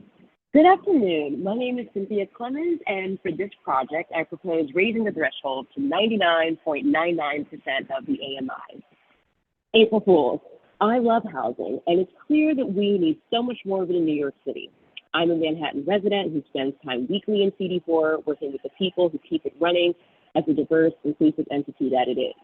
I urge the City Planning Commission to approve the construction of these 1,000 new homes, 25% of which are affordable, at 629 West 54th Street and 801 11th Avenue. We need to house people, not cars. What I'm paying for a single room at the stage of my working life in the city is not stability, it is a housing crisis. And when people leave the city, it's because of housing pressure, the city changes. New York has always been a place where people could stay and come and go. But right now I ask what kind of city we are choosing to design and maintain. Are we building a city where people can stay in community or a shopping mall? This proposal builds more than 1,000 homes next to transit, parks, and jobs. It's also crucial that these units remain MIH option 1 to preserve deeply affordable units. Please approve this project, and thank you very much. Thank you. Our next speaker is Daniel Miller. And I will note that we're getting near the end of our public hearing on this matter. So if you are inclined to speak during the course of this hearing, this is your opportunity to register now. Daniel Miller. Daniel, can you unmute if you're on Zoom?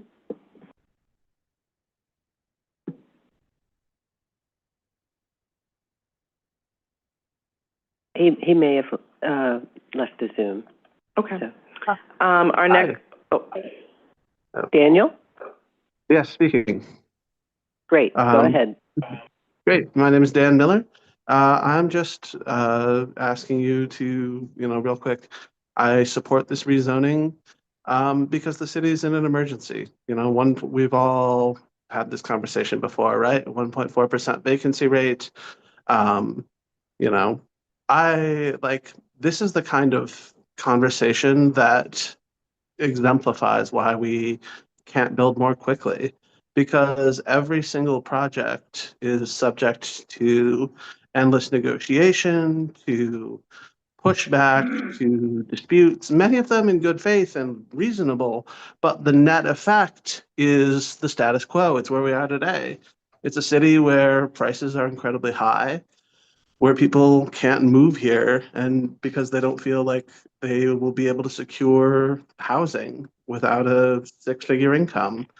This is a city that's in crisis and it's dying under the weight of 1,000 cuts. And this, meeting is one of those cuts. And so I just ask you to approve it as is. And, let's take less time. Let's hurry things up. Let's get things done rather than, discuss. Thank you, Daniel. Our last three registered speakers are, four registered speakers are Daniel Kurtz, Noreen Doyle, Samira Lavinia, and Albin Henberger. Apologies.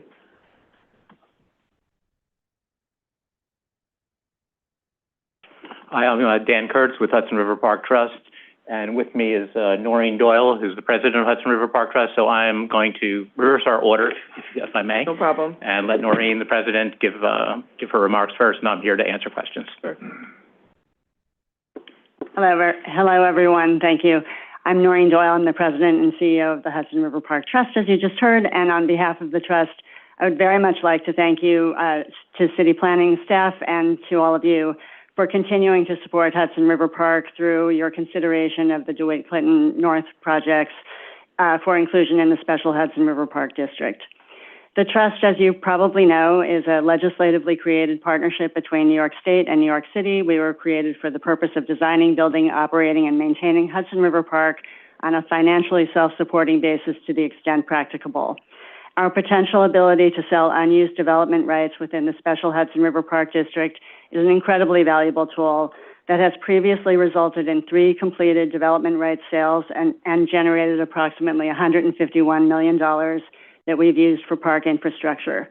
We've used these funds to perform essential structural repairs supported by the Community Board at Pier 40, to build new public restrooms in Chelsea, to help build the brand new public park pier at Pier 97 at 57th Street, and to advance the permanent park improvements that are currently in design for the area between 29th and 44th Streets. As you know, in consultation with Community Board 4, we've identified Pier 76 as our priority for the use of currently contemplated development rights sales proceeds for this project. Pier 76 is located in Hell's Kitchen, where there is little public open space, as has been discussed, and it was used by NYPD as a tow pound until 2021 before becoming part of Hudson River Park. Since then, the trust has operated it as interim public open space. It is a large swath of asphalt, basically. The pier measures more than 5.5 acres and is supported by 6,500 wooden piles that are deteriorating. It's going to need to be completely rebuilt, and given its scale, the cost will be very significant. The trust expects to use the proceeds from the contemplated development rights sales to complete one or more aspects of the Pier 76 project, such as a subset of new piles and a structural deck or finished park landscape. The trust has already secured $85 million from New York State for Pier 76, and we've been looking towards a match from New York City as well. Unlike the 3 previously approved sites, the trust cannot conduct our own mandatory legislatively required significant action process concurrently with ULURP, as the developers do not yet have a specific construction schedule for their projects. For this reason, and with the encouragement of Community Board 4 and the cooperation of the developers, we've built certain protections into our agreement, including a minimal floor price for eventual development rights purchases. At that point, in the somewhat unlikely event Pier 76 is no longer a need, given the needs that I just described, the trust has committed to engage in a future discussion with Community Board 4 and our elected officials, and in consultation with others about desired improvements with a focus on the Hell's Kitchen area. And I know that you have some questions for me. Questions from commissioners? Sure, Commissioner Mann. Hi, Noreen.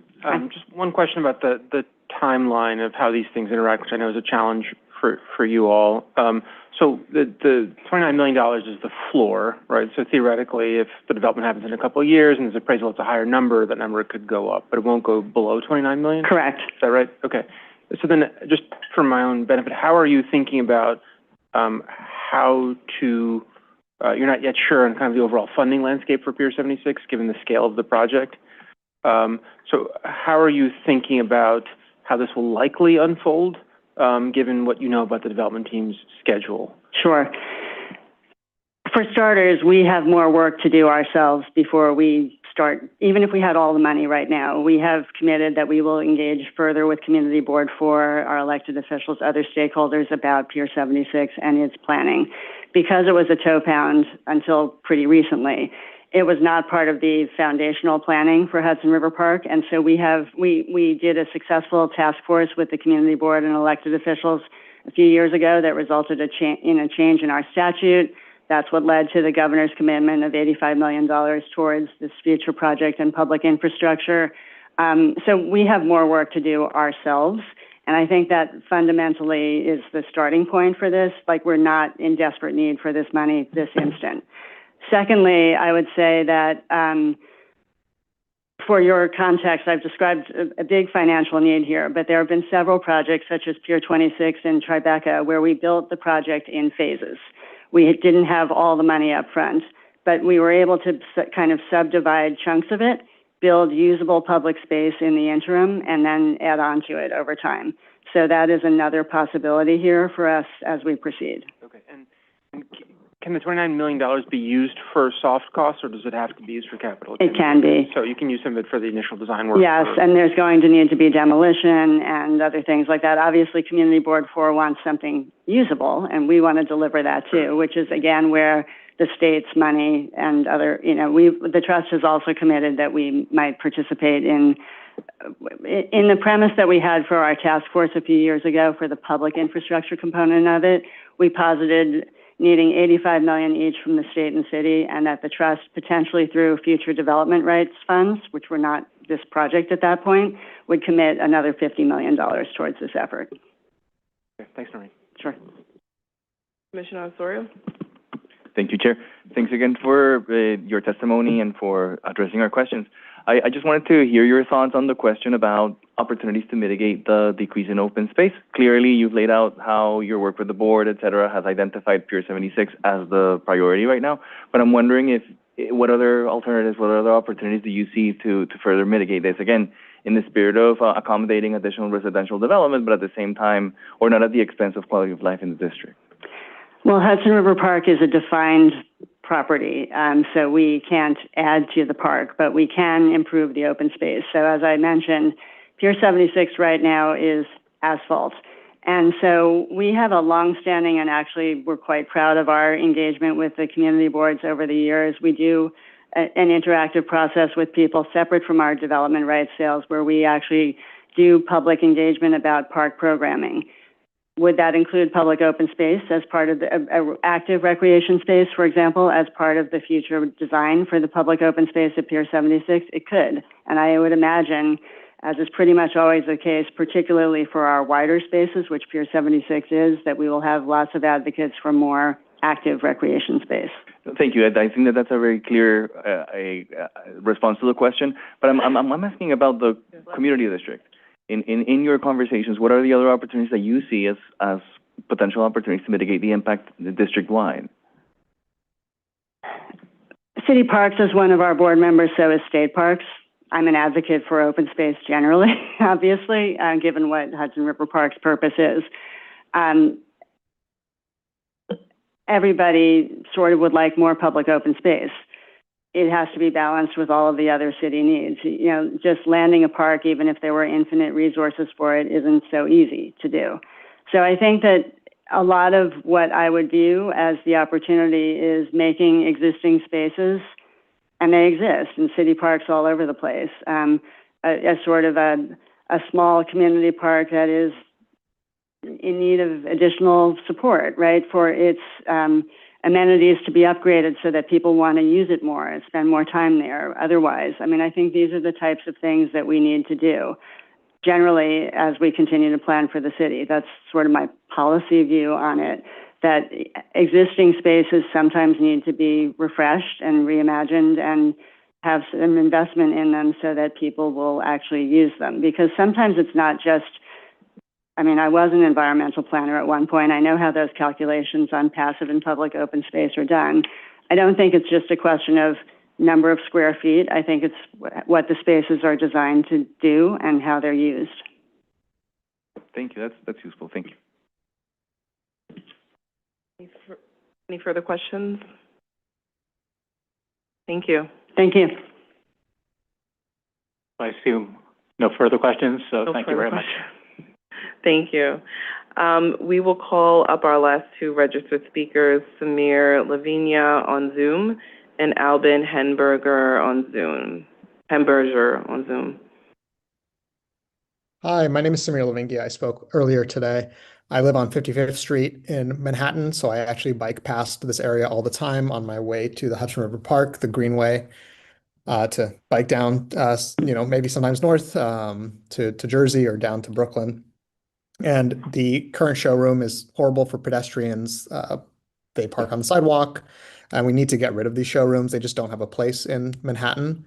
We need to do what's right and add more housing instead. And we only get more housing if we're proposing economically reasonable plans. I'm a student at Fordham Law, and many of my classmates who have practically no income struggle to live here, and we need more affordable housing, especially at the most deeply affordable levels. This project will help the Hudson River Park and allow more neighbors to enjoy this world-class bike and pedestrian space and amazing park. There's so much space, and we should be excited to share it with our new neighbors instead of embodying a scarcity mindset and saying that we don't want more people to use it. Sharing is caring, and we should be caring for our fellow New Yorkers and new neighbors. We should get as much deeply affordable housing as possible and as many units as possible, especially in Manhattan. There's no reason to limit heights, and we should go as tall as we need to get as many new homes as possible. Thank you, and I hope you will support these projects. Thank you. Albin Henberger. You guys hear me? Yes, we can hear you. Perfect. Good afternoon.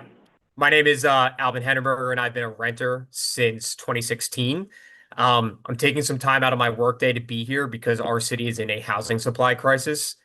We cannot continue to allow perfect projects be the enemy of the good, and rejecting a 1,000 unit project due to hyper-specific local demands is a luxury that this city simply cannot afford, as it may result in the project not being able to pencil and not being built at all.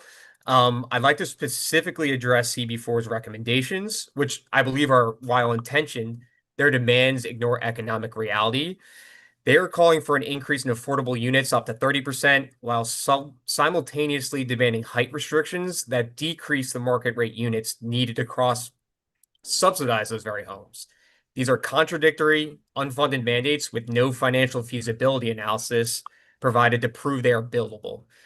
In our current macroeconomic climate, defined by rising costs and financing uncertainty, prolonging the debate also with such unrealistic requests can function as poison pills that risk the entire viability of the project and leaving us with no units.